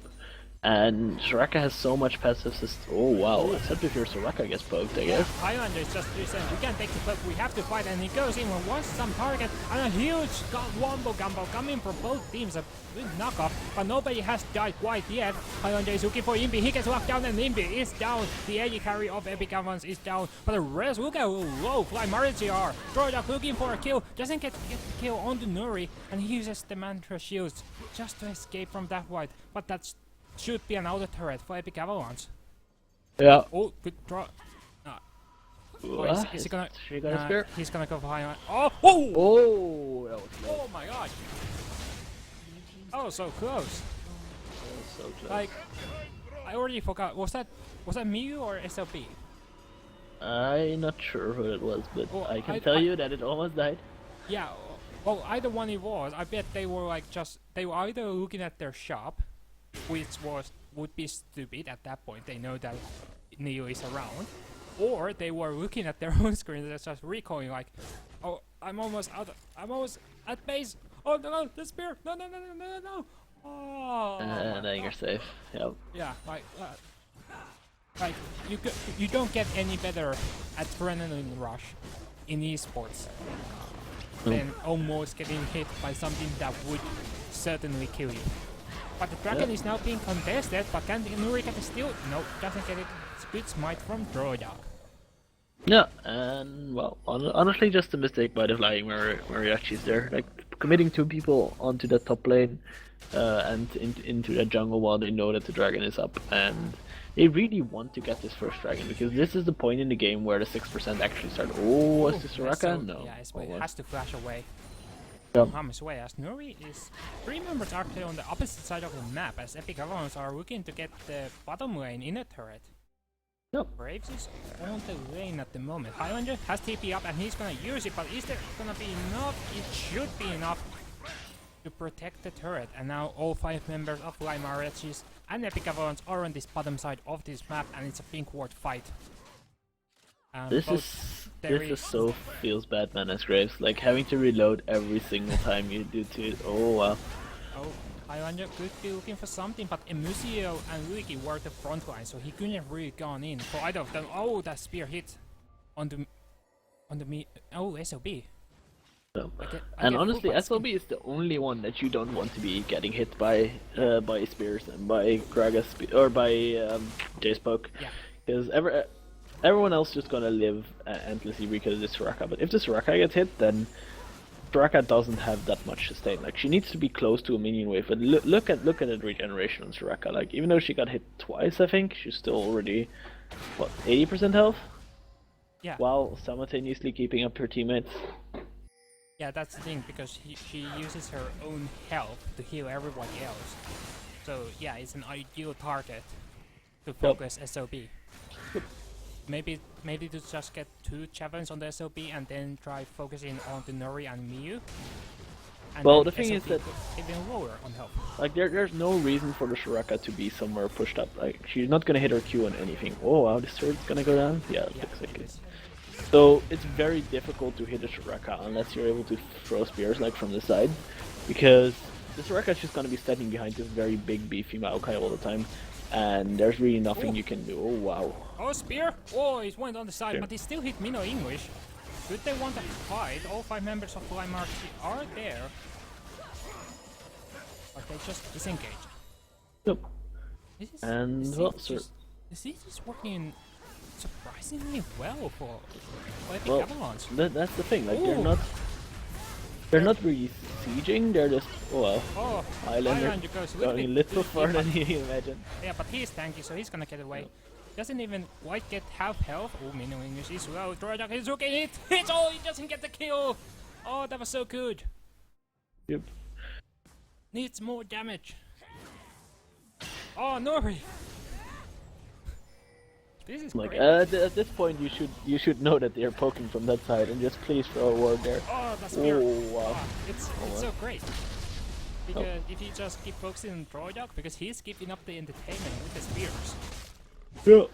The thing is though, you don't have a blue buff on his Jace or on his Nidalee, so the poke is actually quite finite. And like even though they got close to killing a few people, like if you look at the overall tally of this siege, it's like what did they get? They got 20% health, 30% health on the turret. Like that's not that big, and they do get outskilled. So their margin of their window for to poke is closing. I wouldn't say rapidly, but it's definitely closing, and that's exactly what Flying Mariachis are looking for. Because at some point there's just not gonna be enough damage anymore to deal with this Maokai. Like this Maokai is gonna get wild in these team fights because Epic Avalanche kind of lacks the damage to deal with him because they have this Nidalee and this Jace. Whereas push up mid then. Himself, but Museo comes from the sideline, gets a 2-man, 3-man knockup, and Mino X has been left in front line with the explosive barrel. He should be going down. Droidok is gonna get his Fokio off the game, and there's Ruop on the sideline looking for SOB, and he's surely gonna go down. No, Faceco is gonna pull him away, but that leaves Nuri all the way down on his own luck, and that's 2 members down. Highlander was on the bottom lane, didn't have TP to join the rest of the fight, and that could mean Baron for Epic Avalanche. This will surely be Baron. Like you can't do this as Flying Mariachis. This was just honestly a rookie mistake. Pushing up so aggressively, going for the turret damage, while you know that your Maokai is on the side lane and doesn't have the teleport to join you. Like this Maokai is their only front line. They have the Grave, sure, but look how quick the Grave melted once he was in between the rest all of the team. And this is just gonna be 2 kills and a Baron for just an outer turret. So really big mistake by Flying Mariachis there that will probably cost them the game, honestly. Because now there is how do you say, like they can just split push with going for a 1-3-1 here and just pushing all those waves in, and then you start to find out that the Flying Mariachis actually have very poor wave clear against the 1-3-1. So I'm expecting Epic Avalanche here to just push up the wave and then go for some sort of a 1-3-1 with I don't know, I guess Sivir and Jace would be the most appropriate character, and then just push in the waves 24/7 and then slowly chip down the turrets. Yeah, and now with Epic Avalanche having the Baron up, they're really looking to start up the siege game with the poke of Nidalee and Chase, possibly even Severe combined. Severe has to get very close to actually connect with the Boomerang toss. But they're looking to get this inner turret on the mid lane. They should be able to get it. Would be surprised if Flying Mariachi is gonna say can't take the other turret, it's too precious for us.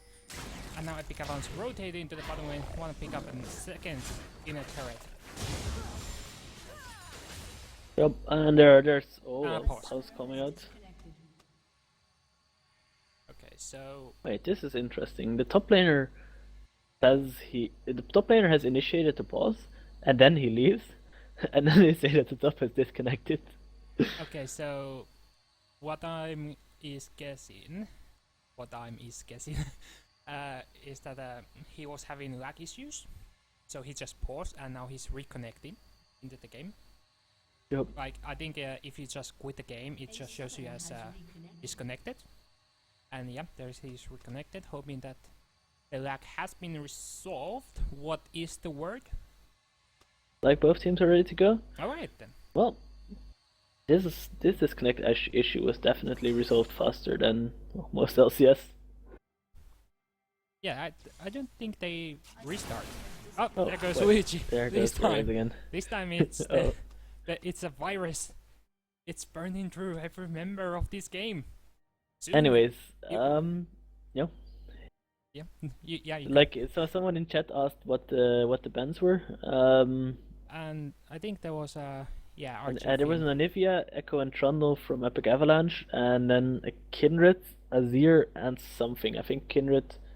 Yeah, they banned Lissandra. Kindred, Uh, Lissandra, Azir out of the Flying Mariachis. Yeah. Yes, and Maokai was the first pick for Flying Mariachis, and it was Braum and Nidalee the first picks for Epic Avalanche. And now the poke again, Mino English gets caught out, but the explosive arrow, he manages to flash away, and Highlander is in the background, he's doing work there, but Epic Avalanche are turning the fight, they're looking for Mino English and Nuri, but their Flying Mariachis are turning this around, they're looking for Museo, he gets rendered down, but a heal bolt coming from Roa, he's gonna get a kill, it's a shutdown kill for Luigi now, looking for Highlander, he's been left alone in the backline, it's a double kill for Luigi, 3 men down from Flying Mariachis, it looks so good for them. He initiated the engage, but it just gets turned around as Rua just was not part of it. He was just sitting in the back line waiting for his boat to come in. And that turned the fight. Well, looks like Epic Avalanche will be taking this this inhibitor, so off of that Baron play, because they actually did, like, they showed very well why this Maokai is such a strong pick, because this Maokai was on the Sivir basically the entire fight, and Sivir just almost got soloed by this Maokai pretty much, like, and the only reason why Sivir lived there was because it was a very timely Nidalee heal coming out of Trollerdog. So a really good job by Epic Avalanche there to make that Sivir survive and therefore be able to kill the Maokai.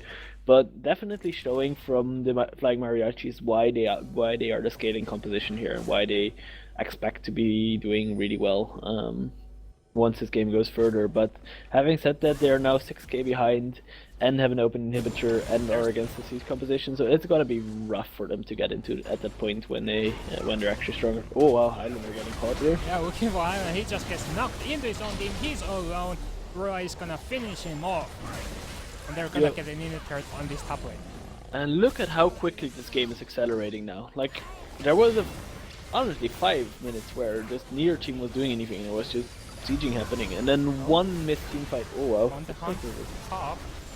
Murray is keeping Luigi away, but looking One for more Mina sec. English, he gets stunned up, with a lot of shield on him, but he's sure he's gonna go down. No, he's gonna survive. Luigi might be the next target, but the shield from Museo is keeping him bay. Face score was even come for a knock-up, and Museo is down as a result of that. Roa is trying to put some damage down, and Imbi has been left alone. Left for dead. Yeah, Imbi going They for get the Luigi. 1v4 play. Got Unfortunately, warded no hero out. today. So, Epic Avalanche lost 2 members. Trollduck might. Oh, now quick throw there. Okay, not gonna get the kill. But it actually steals away the boo buff. I'm gonna do. No, okay, so the boo wasn't even there. So it's just the wolf camp that he stole away. But that is still some resource for Flying Mariachis. But the dragon is all available, and that would be the first one for Flying Mariachis.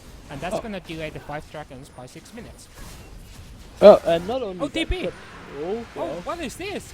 A double TP on this island! They're doing the liquid COG strategy. And they're going on this minion. And there's 3 members with the drawdown. They can't get the inhibitor though, because Flying Mariachis have already recalled back in time. Such a nice strat. Timing was... Very ballsy play out of Epic Avalanche there, and to be fair, it looks cool, but I don't really like it because you just burn 2 TPs for, well, essentially nothing, because your Sivir isn't nearby and your Braum wasn't nearby. So, like, best case scenario, I guess there's only one person there clearing the minion. I'm not sure. Honestly, it's just a waste of teleport, and they could have gotten punished for that. But Flying Mariachis is actually thinking now where they're gonna go and ambush Luigi from behind. But SLP, is it gonna... No, the Wolf Spirit is gonna reveal him. That's a disappointment. But yeah, that double TP would have worked if it was a Mew, actually. Because you don't expect the double TP. That's why it worked against Piglet on the LCS. You don't expect it. Oh, Rua now getting gone out by a lot of damage. He's in the front. I has to flash him. But Trollduck No, to heal him after noise, Imbi with the heal that saved his ass, and now Imbi is gonna pay for his sins now. And Flying Marriages, they're getting kills behind. Miyu is gonna get his 5th kill of the game now. But there is a super minion wave on the bottom lane, but that's actually gonna get cleared out, so that's not even gonna connect into the Nexus turrets.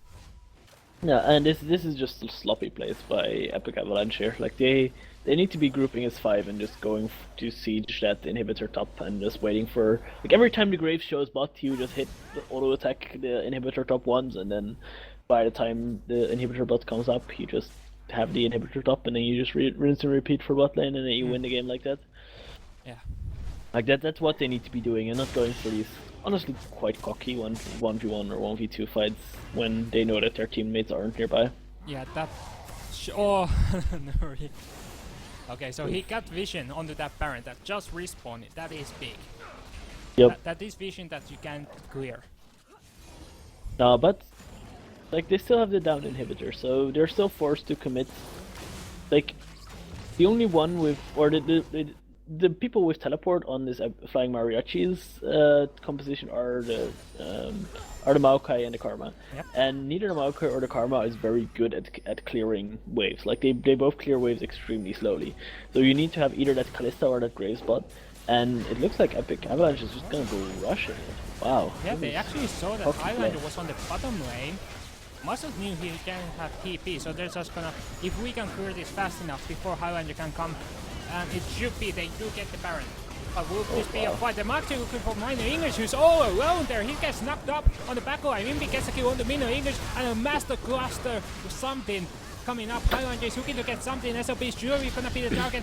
Trorodog is gonna get the kill, and Rua is gonna finish off the Maokai. That's all of a sudden 4 members down from Flying Mariachis, and Epic Avalanche, they have the Baron buff now.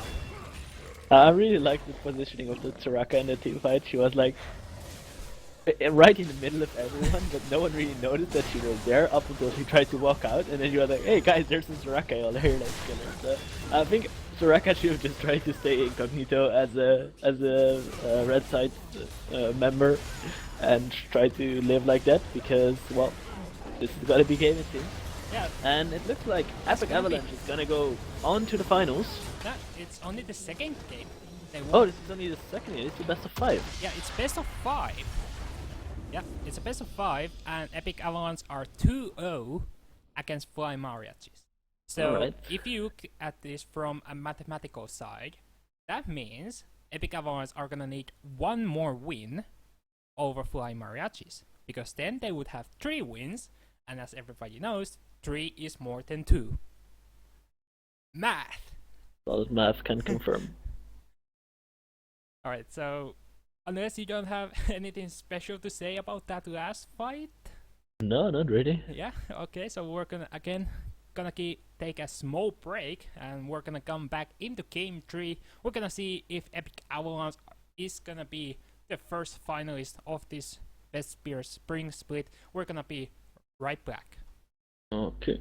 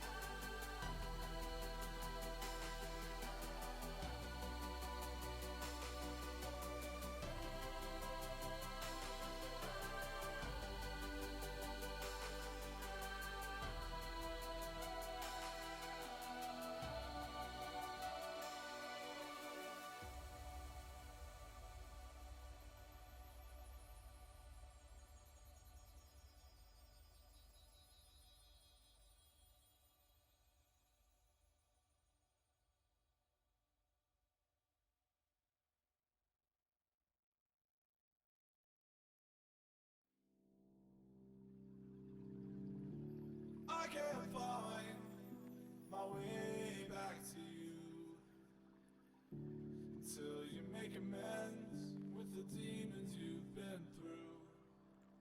And I can't regret leaving you alone until you find your way back home.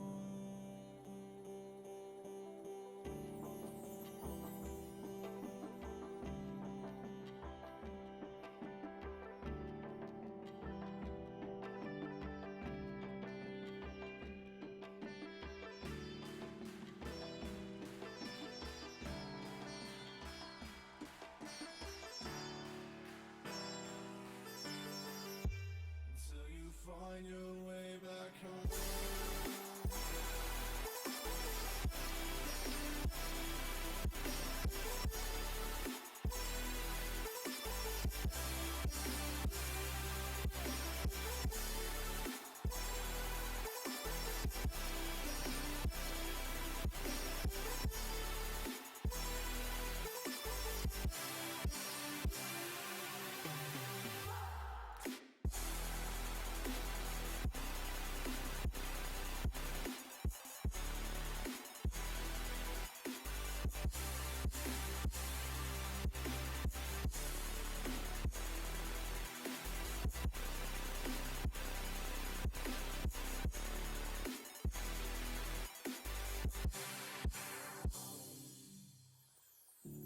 Don't let me drown.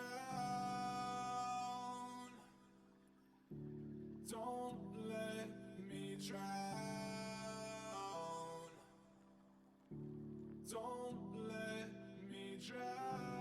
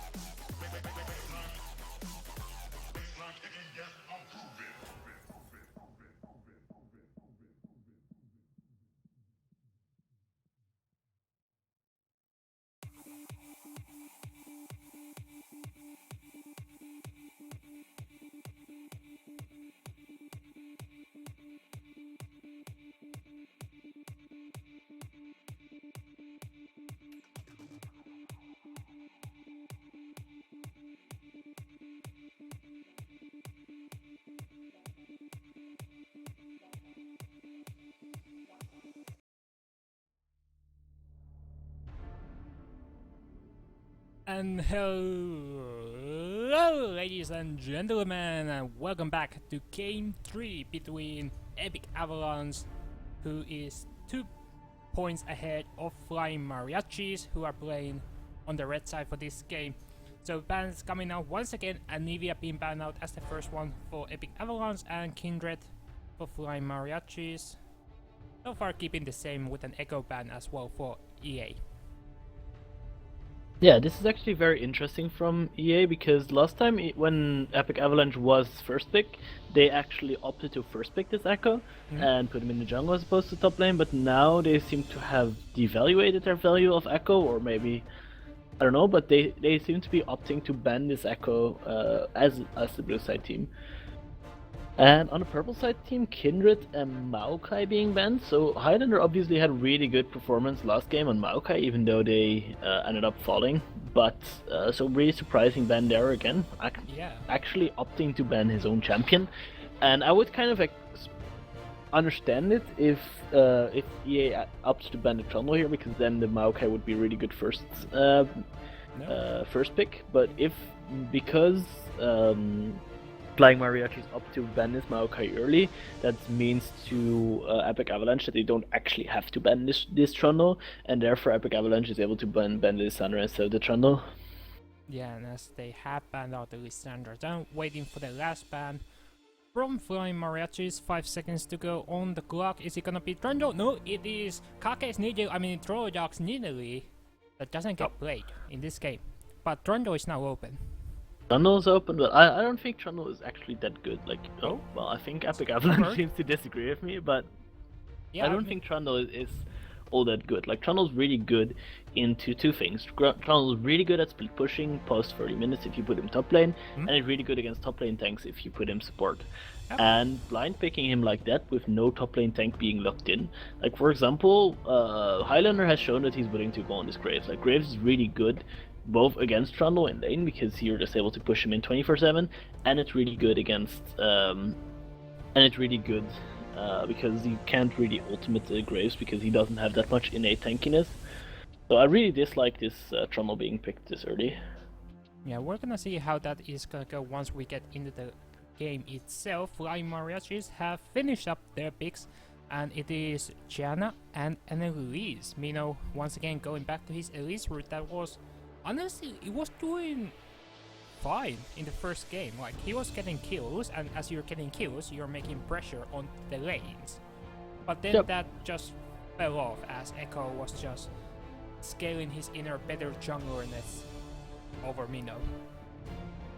Yeah, and the thing is, or the weird thing is that they went for the Janna pick, which usually Janna is a fine bind pick. However, all the OP supports are still open. Trundle's already taken, but Alistar and Braum are both still open. And if you go for a Janna, you're kind of saying, okay, I just want to farm out this bot lane because Janna has really bad gank follow-up. So by going for this Janna and then comboing that with an Elise, which is a champion that's often looking to gank, you kind of cutting yourself in the fingers by doing that. Anyways, Epic Avalanche going for the Rek'Sai with still Graves up. I guess both teams don't play Graves at all, and going for the Azir, which is a fine pick, I think. Azir is a pretty decent blind pick. Like, the common answer to Azir is either LeBlanc or Varus or Zed. And well, it looks like Nuri is hovering this Varus. Yeah, and also a Caitlyn from Miyu at the moments that are getting the hoverovers. But honestly, if you look at if Rek'Sai is gonna come in, it's gonna gank the bottom lane, presumably Caitlyn and Janna. It's actually fairly easy for Janna to deny the gank, because so usually Rek'Sai, they're gonna come in via the tunnel, but Janna can just put the Howling Gale on the way that the tunnel is formed and deny to get in the range. So that would at least burn a flash from Trollodog just to get in range to get the knock-up. Yep. And honestly, I think going for a lane like Kate Janna, it's so, like, Janna is a lane neutralizer. So what Janna does is she makes it, like I mentioned, it's really bad with the Elise because you can't really set up ganks, but it's also really good against enemy ganks. So it just says, okay, I don't want you to come to this lane. I want you to go focus on someone else, and that goes for both the enemy jungle and their own jungle. Having said that, because it's comboed with this Caitlyn, which is very early aggressive long range AD carry, so the Caitlyn poke is going to be very strong on whatever bot lane Epic Avalanche is going to be picking here. And because of that, I fully expect Epic Avalanche to say, okay, we identify that the enemy bot lane is a lot stronger in the early game, and they have an early game jungler, so we are going to opt for this lane swap. I really want to see something from Epic Avalanche that does well in the lane swap. Something like the Tristana, something that isn't Jhin, please, not Jhin. Oh, it is. Alright, it is Jhin. Alright, Jhin Gragas being locked in. So it looks like this Trundle is actually going to be a support, which is I still think, like, if you look at this Trundle, like I mentioned before, Flying Mariachis have absolutely nothing that Trundle could be willing to ult. Like, if they pick something like, well, Echo's gone now, but Graves is still fine top laner, any non-tank top lane right now, then this Trundle pick is gonna be completely useless, because it's the, what's it called?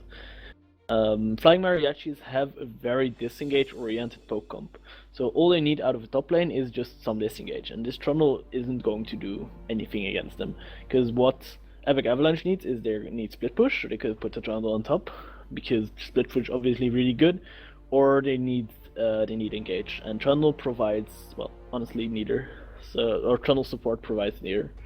So Flying Mariachi is actually going into this Nautilus top, which I think is kind of meh. I would have rather seen Graves because it reduced the amount of Trundle targets, but I understand the pick because it's very good disengage.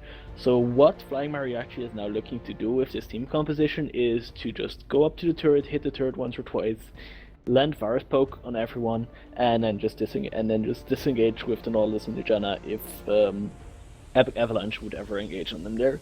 And it's a good strategy. It's a bit risky, but I like the strategy. It's something that we haven't seen from them before, but it does require a lot of setup and very good execution. And the most important thing here is going to be flank wards, because if you're going to see Chubb and you leave your flank wards unpinged, or your flanks unpinged, then it's very easy for Epic Avalanche to just teleport with a Rek'Sai or with a Gragas and just flank your squishies and knock them in, ult them into the rest of the team, ult them into the Azir with the Gragas ult. So I'm gonna wait to see if how the Flying Mariachis are gonna execute that. Alright, and now we have entered the 3-minute QA. We're gonna go run through the rosters really quickly. On Wiki, on the side of Epic Avalanche, on the top lane is playing the Gragas with the jungle of Trolldock and Rek'Sai. Roa on the mid lane playing a Seer, and Impi and Musio's bottom lane consist of Shin and Drundle support.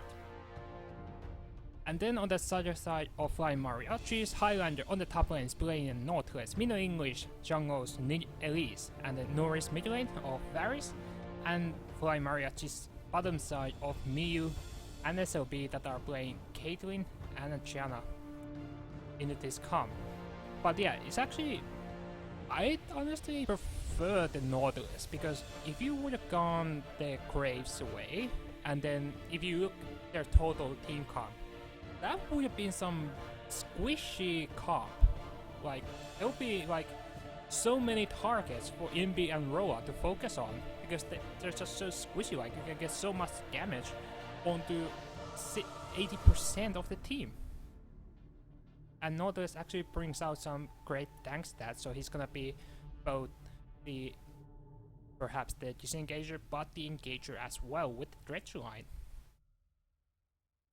Yep, and that's the interesting thing about this composition. Like, they have very little actual engage, but they don't really want to be engaging. Like, that's their thing. They can engage with the dredge line, they can engage with the Elise Cocoon, but ideally they just want to force Epic Avalanche to be coming to them. So let's talk a bit about the Epic Avalanche comp, because it's a very strong late game scaling comp. Like, they have this Gragas, they have this Azir, they have the Jhin, which are all champions that are really good with 3 or more items. So Epic Avalanche is looking to scale up, whereas whereas Flying Mariachis is looking to force like early sieges, group early, and just take down objectives, take down turrets, and use that turret gold to snowball the game, and well, potentially get some team fights after Epic Avalanche has been thoroughly bogged down. So that's probably how this game is gonna go.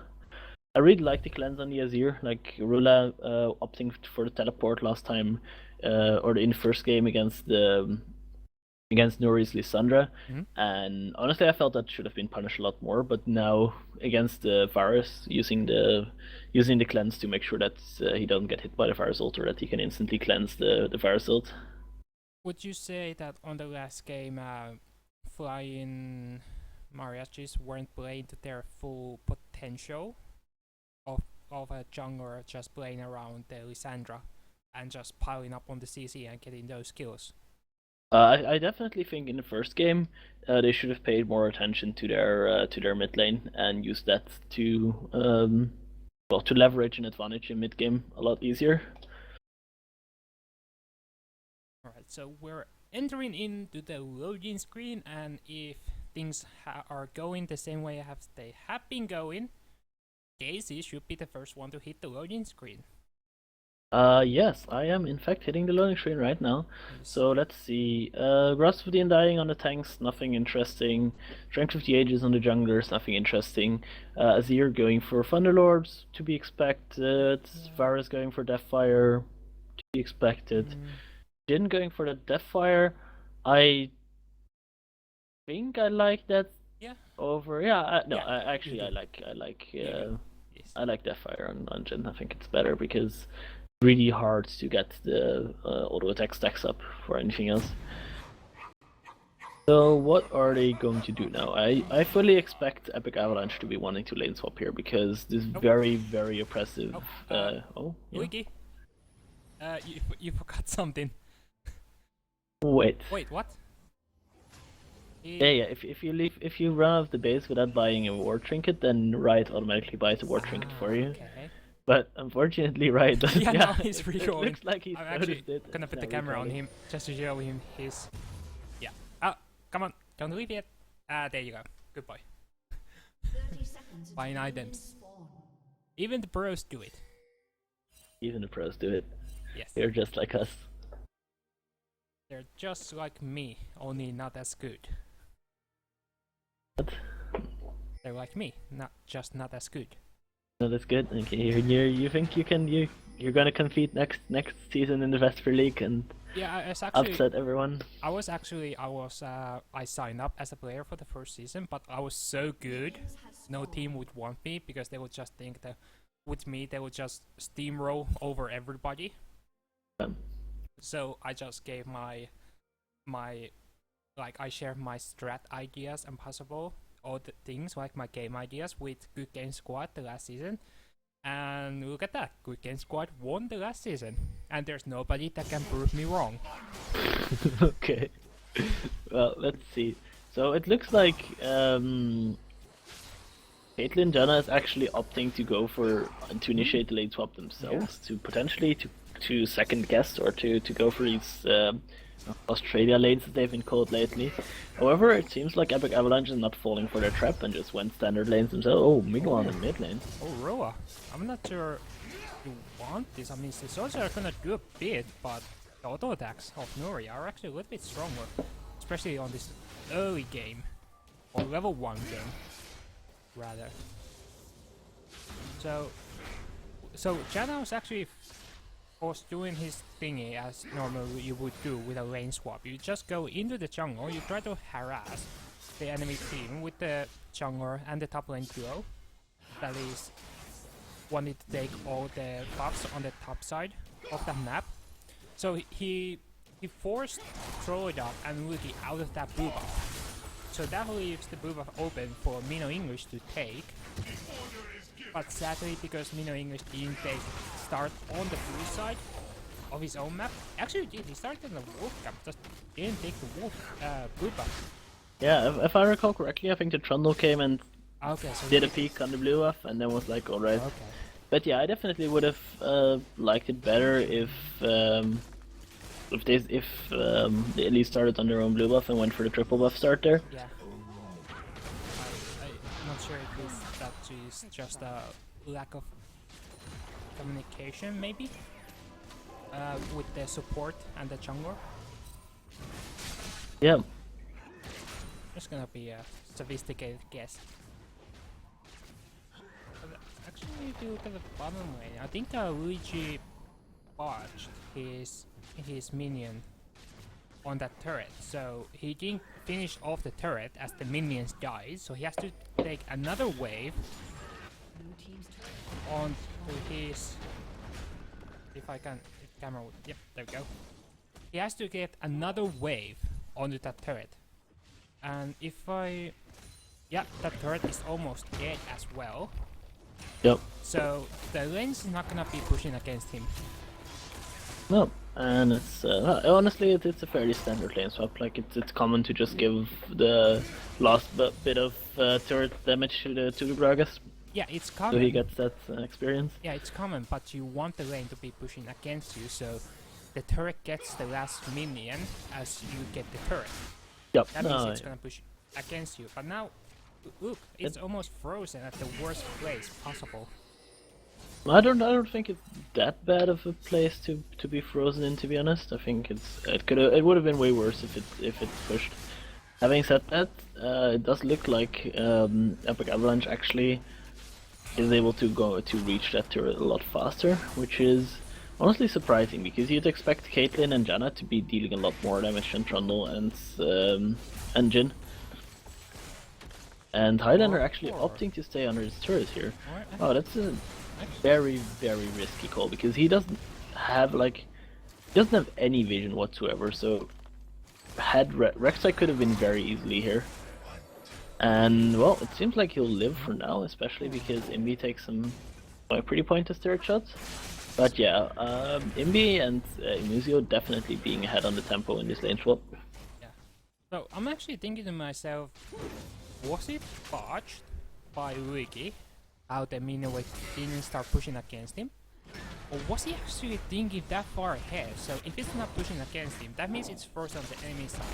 And if Flame Marachis are trying to push it against the turret, it won't arrive until he's there. But Minoing is looking to be a lot of trouble, but the first blood still goes over to Highlander. Imbi does get the kill though on his back, so that's a kill for your carry against a first blood for the top laner. Yep. Nice drifts. Sadly, Roa is not 6, so that's pretty much all he can do. Oh, He uses wow, the glance, he might turn this around, but the heal from Nuri is gonna keep him alive, he's gonna go down. Yeah. Yep. Roa sadly outplaying himself. Kind of. Like he was like, I have this perfect opportunity for an Azir sack. Oh wait, I'm not 6. Yeah. That's kind of what happened there. But yeah, the idea was good, it's just the execution was, well, let's just say suboptimal. Anyway, let's take a look at these turret healths, because bot turret is on like what, 80%? Yeah, for 75%, 80% somewhere along it. Whereas the top turret is actually on only 30%. So even though the Jhin is generally a very bad lane swap AD carry because his auto attack speed is severely limited because the reload mechanics, he is actually pushing in a lot faster, which is kind of surprising because Nautilus is usually very good at efficiently clearing waves. So, probably just the Gragas playing really well on that side. Yeah, that's also what I was speaking about. So he is maybe intentional botch on getting the minion wave pushing against him because he bought him more time to get there to protect the turret before Miyu and SAP could push it in.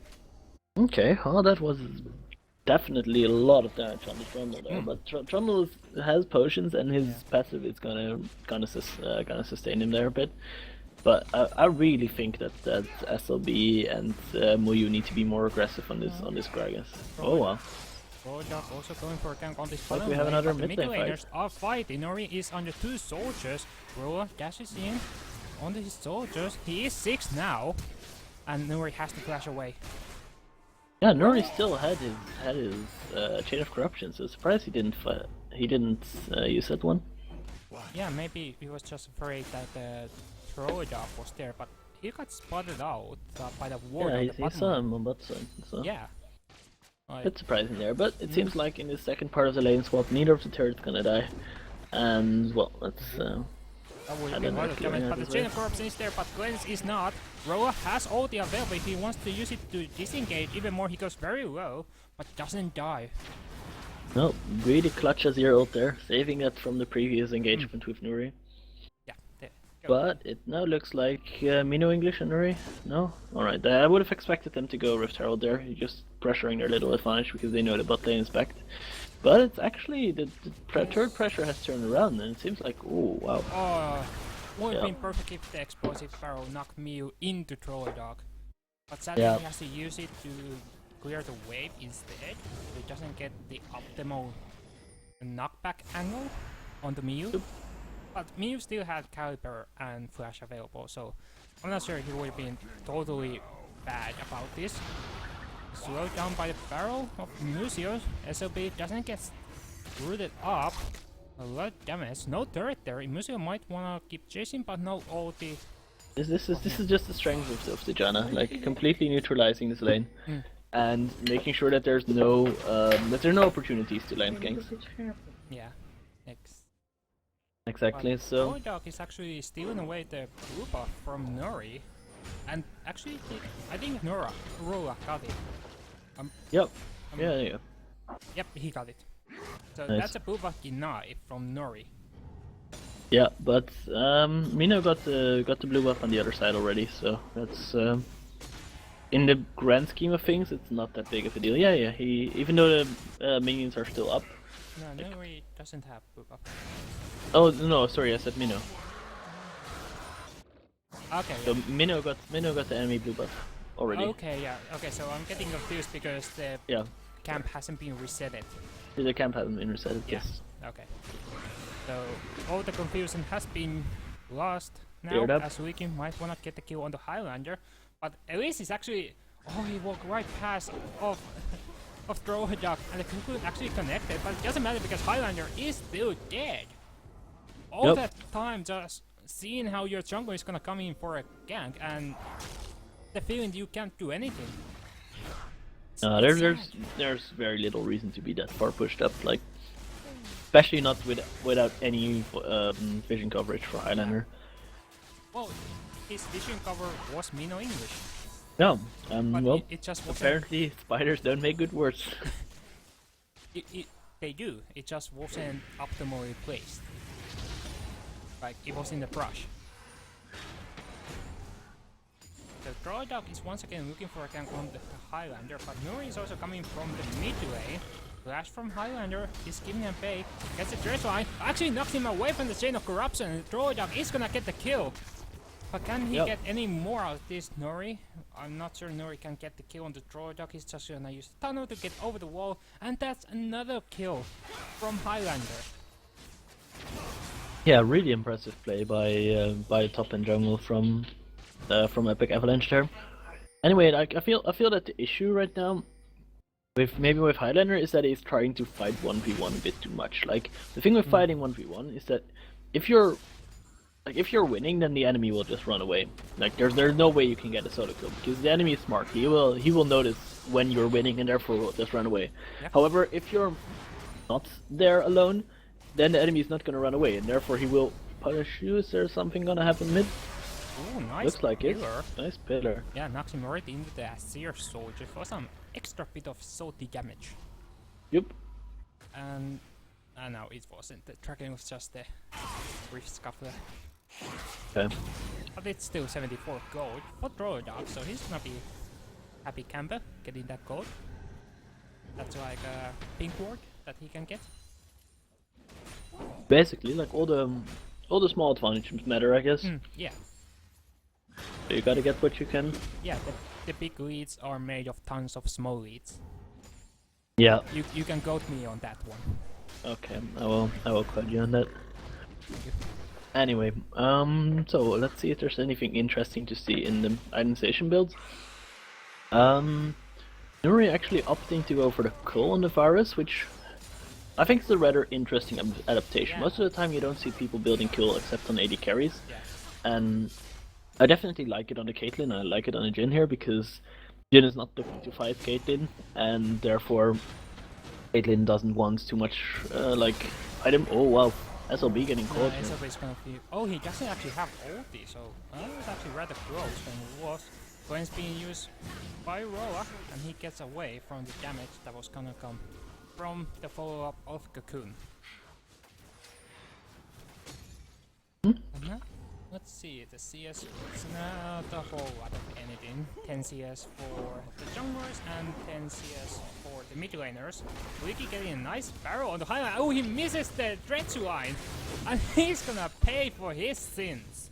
Like, what was he thinking there? His own turret was gonna dodge it. Hits one time, hits two times. He doesn't hit 3 times, but he clears the waves with the 4th time. Clears the wave? Oh, yes, alright. Yep, 320 crit. You need 100 more crit for an even number. Yeah. Troja might be looking to ambush from the backline. He's looking for Nuri. He gets knocked up. Oh, nice! Wow. Sheer Emperor's Divide just melts them out. Nuri is actually gonna get a kill before he goes down by Imbi.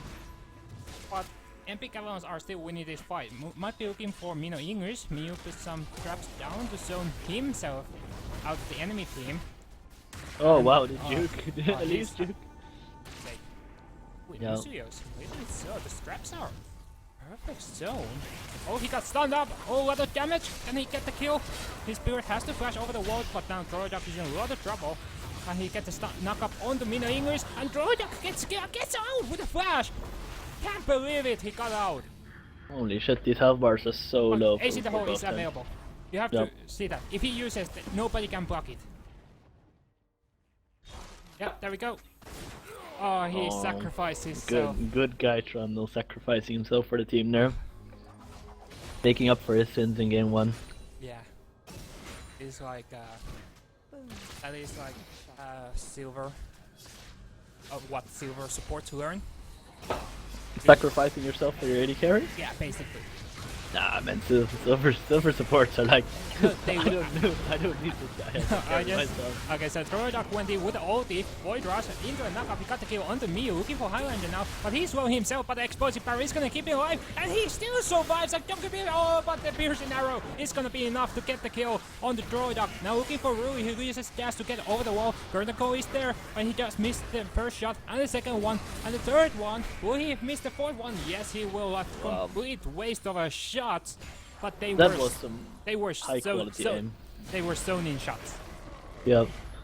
It's like there was 4 people. Oh, He had to make he almost got out. He tried to flash away from the third shot, but Nori's auto attacks were too strong for him to handle. So, okay. So what were we speaking about before that team fight? I think we were talking about the silver. gym. Oh yeah, silver sports. Yeah. Yeah, like, so basically, so I didn't mean that silver supports know how to do it. I'm saying that they learn to do it when they're silver. So, There's a big so difference. by the time you're gold, you have correctly identified that killing yourself for your AD carry is generally worth it. As a basic idea, yes. Okay. You have mastered the basics. I think you overrate the gold players. I think most players think gold. I like to keep hope. Okay, like, alright, well, let's Okay, so give Highlander our... even using the teleport just to make sure that all the turret on the mid lane is gonna go down. Emusio, nice zoning away from the trap, doesn't get knocked up, but doesn't get any more follow-up as Imbi is on the bottom lane. So he can't get any damage from him. No, Actually, again, it's the same thing as last game. Like, there was a lot of... Honestly, both teams were just happily farming out their lane. Oh, wow, Highlander going for the engage. almost got stuck. Quite. Almost so. Highlander not going for the engage. But like, both these games had really slow starting early games, and then everything just kind of went ham on 15 to 12 minutes. Trollerdog stealing the red buff here. That's big. So yeah. Every buff still is big. So, Emusio getting Dredge Line into some damage. Barbaruro actually went on the back line onto Nuri, and Nuri is down on the top fight. No more damage can come from him. Miu is trying to get some bit of damage, got one kill, but now Imbi has joined the fray, and he's looking for more, looking for Miu, and he gets taken down, but the flash from Highlander is giving a bay. Curtain Cole onto Mino English, he's just, with the last one, oh my god, it is enough damage, I don't believe it. And only Highlander getting out of that one. Oh, wow. Blue buff going to Rana? Okay, so yeah, blue Yep. buff steal. Yeah, 4-0. blue buff still. Yep, that's even bigger. And gonna be a dragon now. Interesting that they don't take that outer turret. I feel like it would be better use of Rek'Sai's time to go and take that turret down. Like it's on 2/3 health, so Wait, it wouldn't be too much. You wanna scale up for those objectives late game. Like, you can't go straight away and get in odd turret, getting inner turret, getting inhibitor turret, getting inhibitor. You can't go right there. You have to scale yourself up. Okay, so they're gonna scale up with the second dragon buff. It's scaling up. Like, Oh. they're closer to the 5th dragon. 5th dragon timer at 36 minutes. 36.5 to be exact. Alright. Well, I think it's a fairly safe bet that this game won't get to 5 dragons. I think that with the fact that Epic Avalanche just skills so well with the Azir, with the Jhin, and honestly, the mid-game power spike for the poke composition with the Varus is kind of just over at this point. Like, Varus doesn't deal as absurdly much damage as he did during the mid-game, Not yet. so it's gonna be really hard for, well, I say that as they get completely free turret, but I think it's gonna be really hard for the Flying Mariachis to secure this game.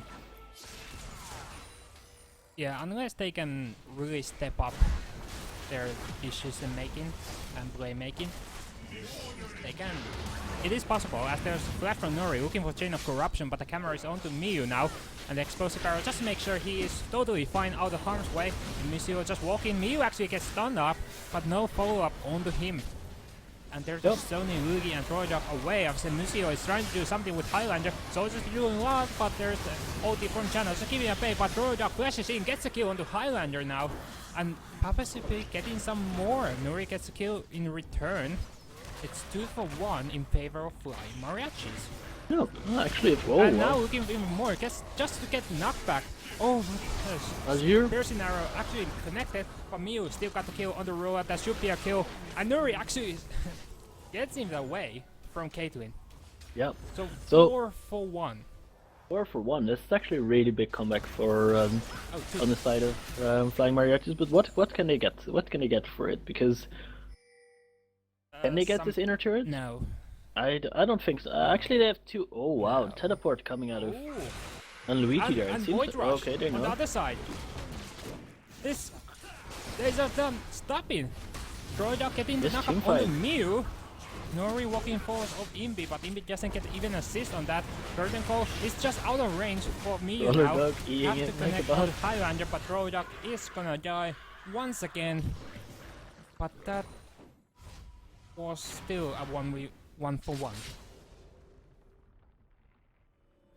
Yeah. Rollerdog going with the really aggressive build with the Hack Drinker and the Serrated Dirk and the Warriors, so he's actually not all that tanky. Hmm? Like, he's going for a really aggressive build, but he keeps going in by himself, so, and he keeps getting himself killed from that. Well, you gotta be aggressive on this as they have an engaging comp. They wanna Yep. engage on the fights, so he needs to almost be the one to go the most in on a team fight. Yep. So he's just trying to make plays for his own teams to follow it up. But sadly, there was just still, I think, 2 members dead out of that fight, so it was only at most 3 versus 4. Yep, and is Minnow English gonna get caught? Yeah, it Yeah, looks like it. Even a teleport being used Even by a teleport. Highlander, it gets cancelled out. Not the That best was- of Express oh, Fire. wow. Oh, he gets stunned up! He's gonna go down, Roa is gonna pick him up. And I think this is Baron actually, yeah. Epic Avalanche turning straight for that Baron, and they have a lot of Baron damage with this Azir. Like, the Jhin actually isn't that good of... Oh, they oh went wow, Panuri! Out rotation! actually turning. Gonna go SLB now, tries to flash away, but the curtain call is on him. 3 shots already, and the 4th one is a massive crit, and Wiki is gonna finish them off. And Yep. now that is Baron. And now this Minnow is English is Baron. now back up. So I don't think he's gonna make it in time if he's gonna go flat out for steal. Highlander too. No. Nah, there's no way this is gonna get stolen here. Total security. Securation? That's not a word. It should be a word. It's a word if you want it to be. That's how dictionaries work. Yeah! I'm a pioneer on dictionary. I put it a word there. Wow. And Luigi going with the Magi Steel Theater on the 518 dragon. It's, Alright. So, looking at adjectives, what is the best one to match Luigi now? Sorry? What is the best adjective to match on Luigi now? Slightly cocky? Slightly cocky. Let's just say slightly cocky. Yeah, no, I'm actually liking the sometimes people going for the Magi's on Echo because it's so difficult to die as Echo. But as Gragas, you're just kind of this. There was like a time when people when top lane Echo was like really strong that people started with the Dark Seal item and then went in Magi's if they were like super fat. Okay. But you can't really do that in Gragas. Like you're just too much in the front line. Sometimes you're just gonna have to die for the team. There's a Seer, so it's doing a lot of work. Nino English has to go back for base to get some health back. Museo gets threats right in, but he's not the perfect target he wants. Actually uses the subjugate onto Northwest. Yeah, and this is the downside of trying to siege against Caitlyn. It's just traps, over traps, over traps. And every time you take a trap, you're gonna. Oh, and Museo is caught, and he is down on the that one. Oh, Imbi! You're taking a lot of damage from the turret now, and Luigi gets stunned up on the trap on the turret just as well. Rua is trying to get a 3-man knockback with the Ember's Divide, and 3-man already down. It's a triple kill for Imbi. Looking for more. It's a quadra kill for Imbi. Can he get any more? Highlander is coming to defend it. There's a possibility of a pentakill if they really want to divide this, but it might be a bait. Oh, he goes in. This could be great if he wants it. Some bit of damage. If he's gonna give it over, he flashes away. He's looking there, desperately wanting to give Imbi the pentakill, but Highlander is just having none of that. No, you shall not chase. But that was close. Imbi just turned it around with a quadra kill. And that is an inhibitor down. 25 minutes in, Rua is now called out, but they might still get it. Highlander did get the kill on the Rua, and they can't get any more. I'm pretty sure the pentakill timer has timed out already. Yep, and Epic Avalanche needs to get out of here Oh, ASAP. Imbi, you're so... Oh, you're dead. There's no way. There's no way. No way. No way. Yeah. No way. Yeah. No way. Alright. No way. No way. Oh, I'm sure he doesn't mind going back to base a bit more quicker to buy his full Bloodthirster, so... Yeah, I'm just sure he's fine. Anyway, he's fine. it's fun. But they Anyway, just looks delayed like, their dragon. Yeah, Flying Mariachi's gonna take this, gonna secure the first dragon. Unless I'm looking at you, Brawler. No. I don't see anything happening. Yeah, he would have to... Does actually Rek'Sai have a charges on his tunnel? No. Like he has multiple tunnels to use. No, at he once. can't just tunnel in and then tunnel out. That would be a bit overpowered. Okay. So I was thinking if he would tunnel into the dragon pit, looking for steel, and then using another tunnel to Yeah, get that- over the wall. Yeah. That. No, I don't think that Epic Avalanche is. Oh wow, Highlander getting caught. Oh, that's 3 members from Epic Avalanche. I'm not sure if you Ah. wanna cut him out.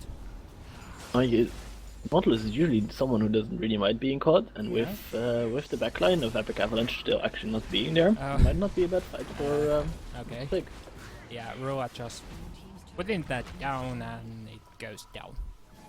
There's nothing much else to say about that. It actually gives enough time for Trolldock to get the minion wave pushing on the top side, but doesn't get any damage onto the turret, so it was a nice attempt, I guess, if that was the purpose. Curtain Call looking for Janna. Nuri gets a lot of hits, has to flash away. Will the last one connect? Yes, it does! MB is gonna get his 9th kill of the game. Arua is gonna get his 4th one on the SLB. Trolldock is gonna go down. Mio is gonna secure it from the back line. But the turret does go down. I'm pretty sure Epic Avalanche want to disengage from this one. Oh, And wow. they don't! Rua just goes in, gets the kill on the Mino English, and Miyu just counters right into a Luigi now. 4 members down. Can Highlander get out of this one? No, he is slowed down, sees it all the way. He's sure he's gonna go down, and that's a double kill for Luigi. That's an ace. SLB is coming up in 10 seconds. Nuri is coming up in 13 seconds. They should get the inhibitor turret. I'm not sure if they can get the inhibitor though, but there is a minion wave. Yeah, they can Taking the easily Nexus turrets. Get the inhibitor. They might even be going for a Nexus turret here, because even though the Varus and the Janna are up, like, honestly Janna doesn't do anything at this point. Like, sure, you can buff Varus, but Oh, Chain of Corruption, but it's only for Museo. Yep. Alright, just get the inhibitor and back off safely. That's what you that's what you want to do here.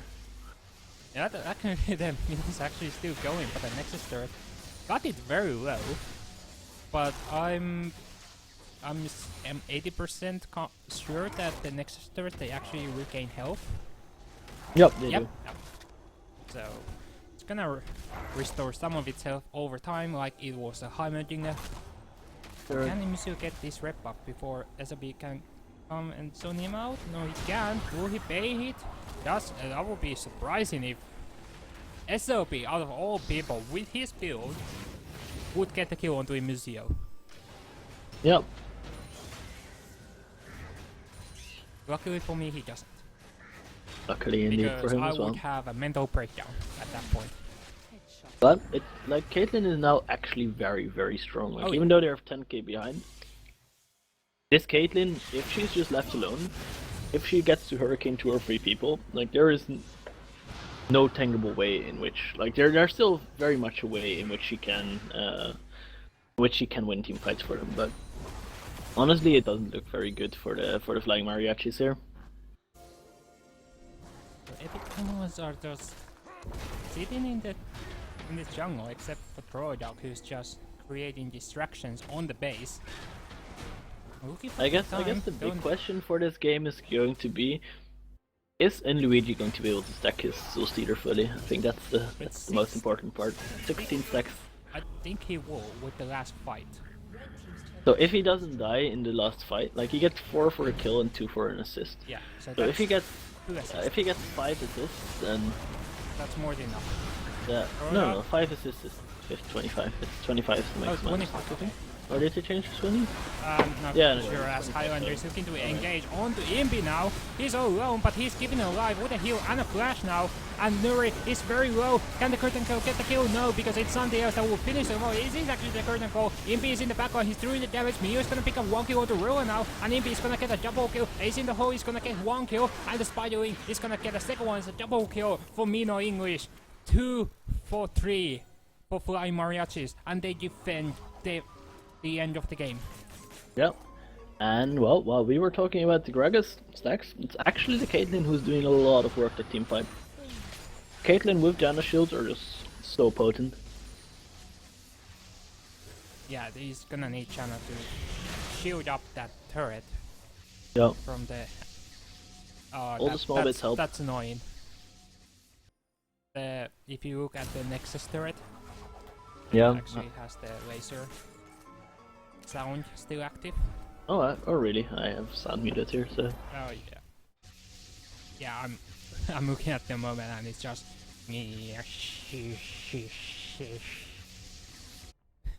all the time. Like, it gets bugged a lot. Alright. Zona, what a guy. What a great guy. That is a master support. Yep. It's great pillar placements like that are gonna win the game for Epic Avalanche. If they're gonna win this game. The Flying Mariachis would need this win, as there are 2 games down of Epic Avalanche. Epic Avalanche only needing this game to go on to the finals of the spring split. Arua, get in there! Ember's Divide, and Mio is on the wrong side of the wall! He can't get over the wall! Shuriken can go down! No! SLP is keeping alive! He's somehow surviving! Only Rua is gonna go down. Museo is very low. Can they get any more? Depth Shot is on the Droidak. There's Luigi on the back line. Turnicle is hitting. Hits Mio, but SLP is zoning him out. Nuri is gonna get a kill onto Luigi. And he just survive.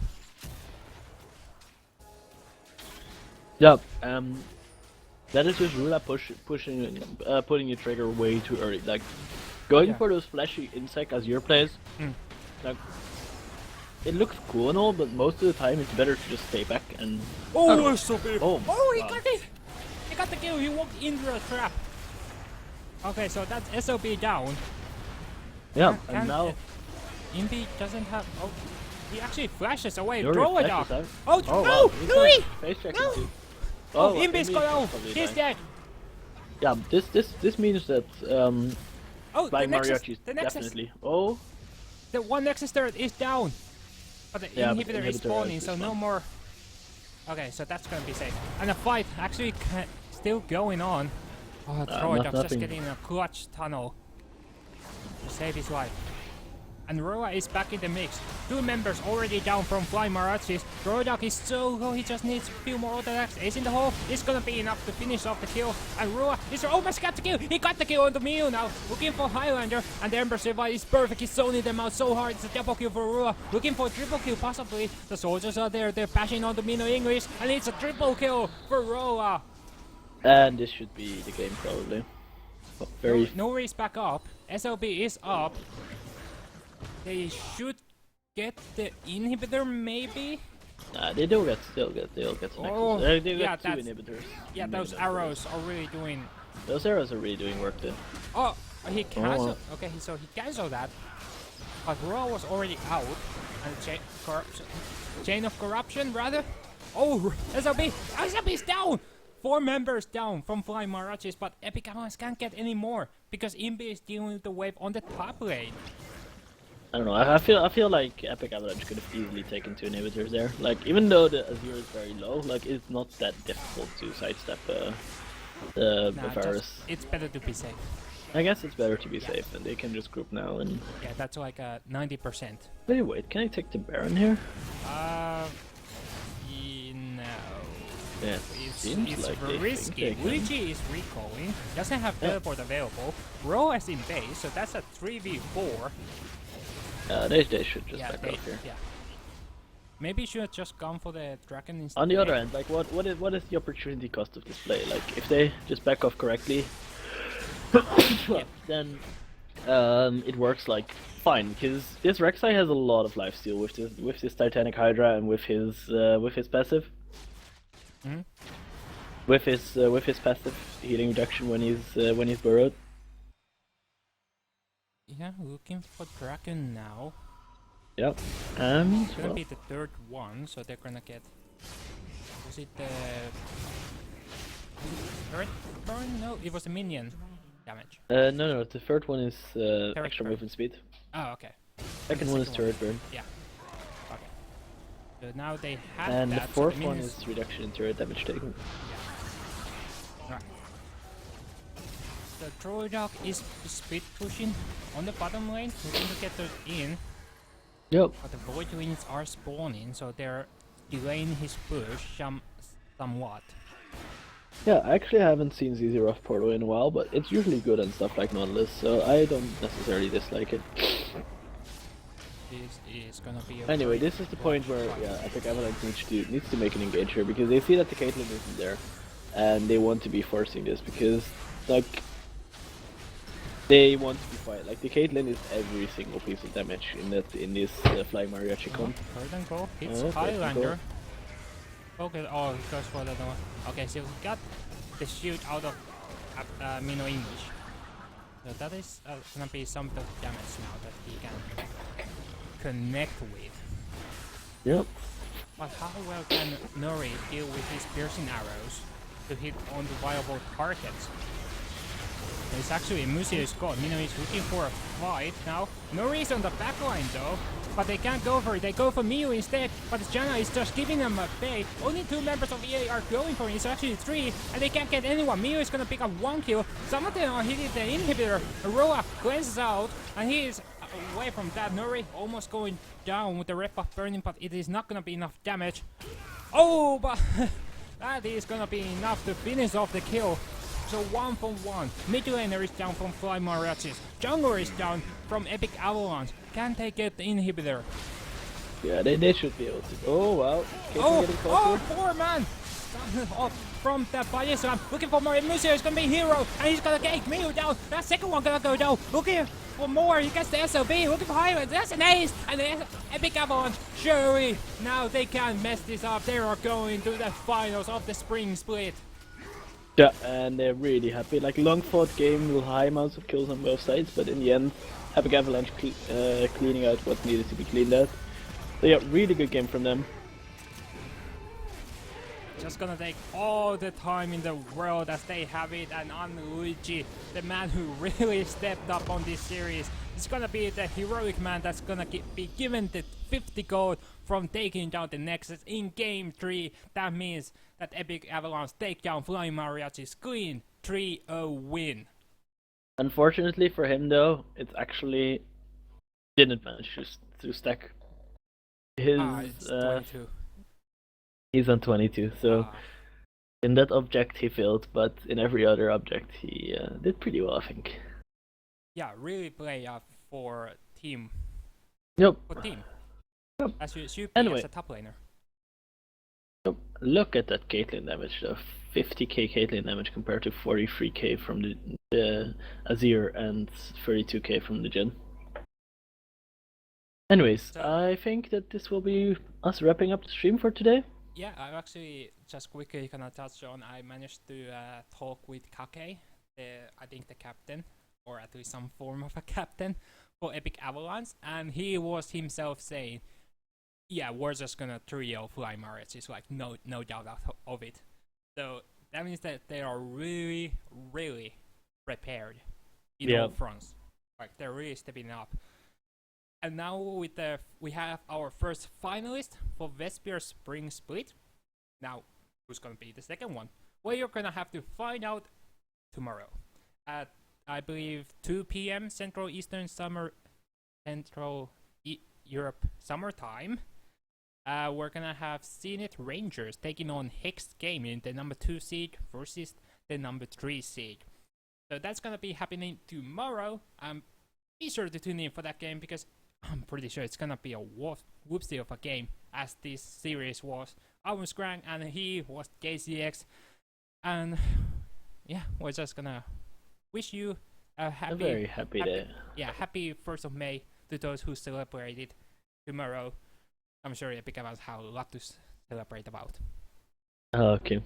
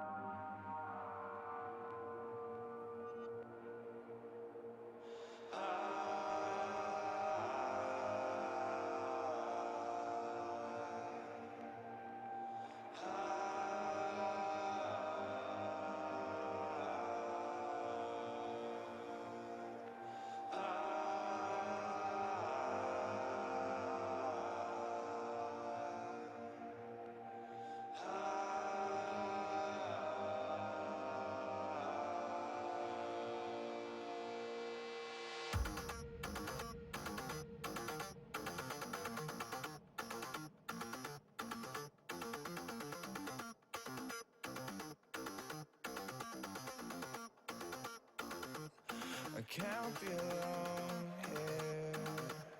I can't be the only one who feels like I'm going nowhere. Just wishing somehow this dream will carry me. And I'll swear just one last time. They say the world is yours, so I'ma make it mine. 'Cause nothing is stopping you. You can set the world on fire. Nothing is stopping you. And if I go out, I'll go out screaming. It's all or nothing. It's all or nothing. It's all or nothing.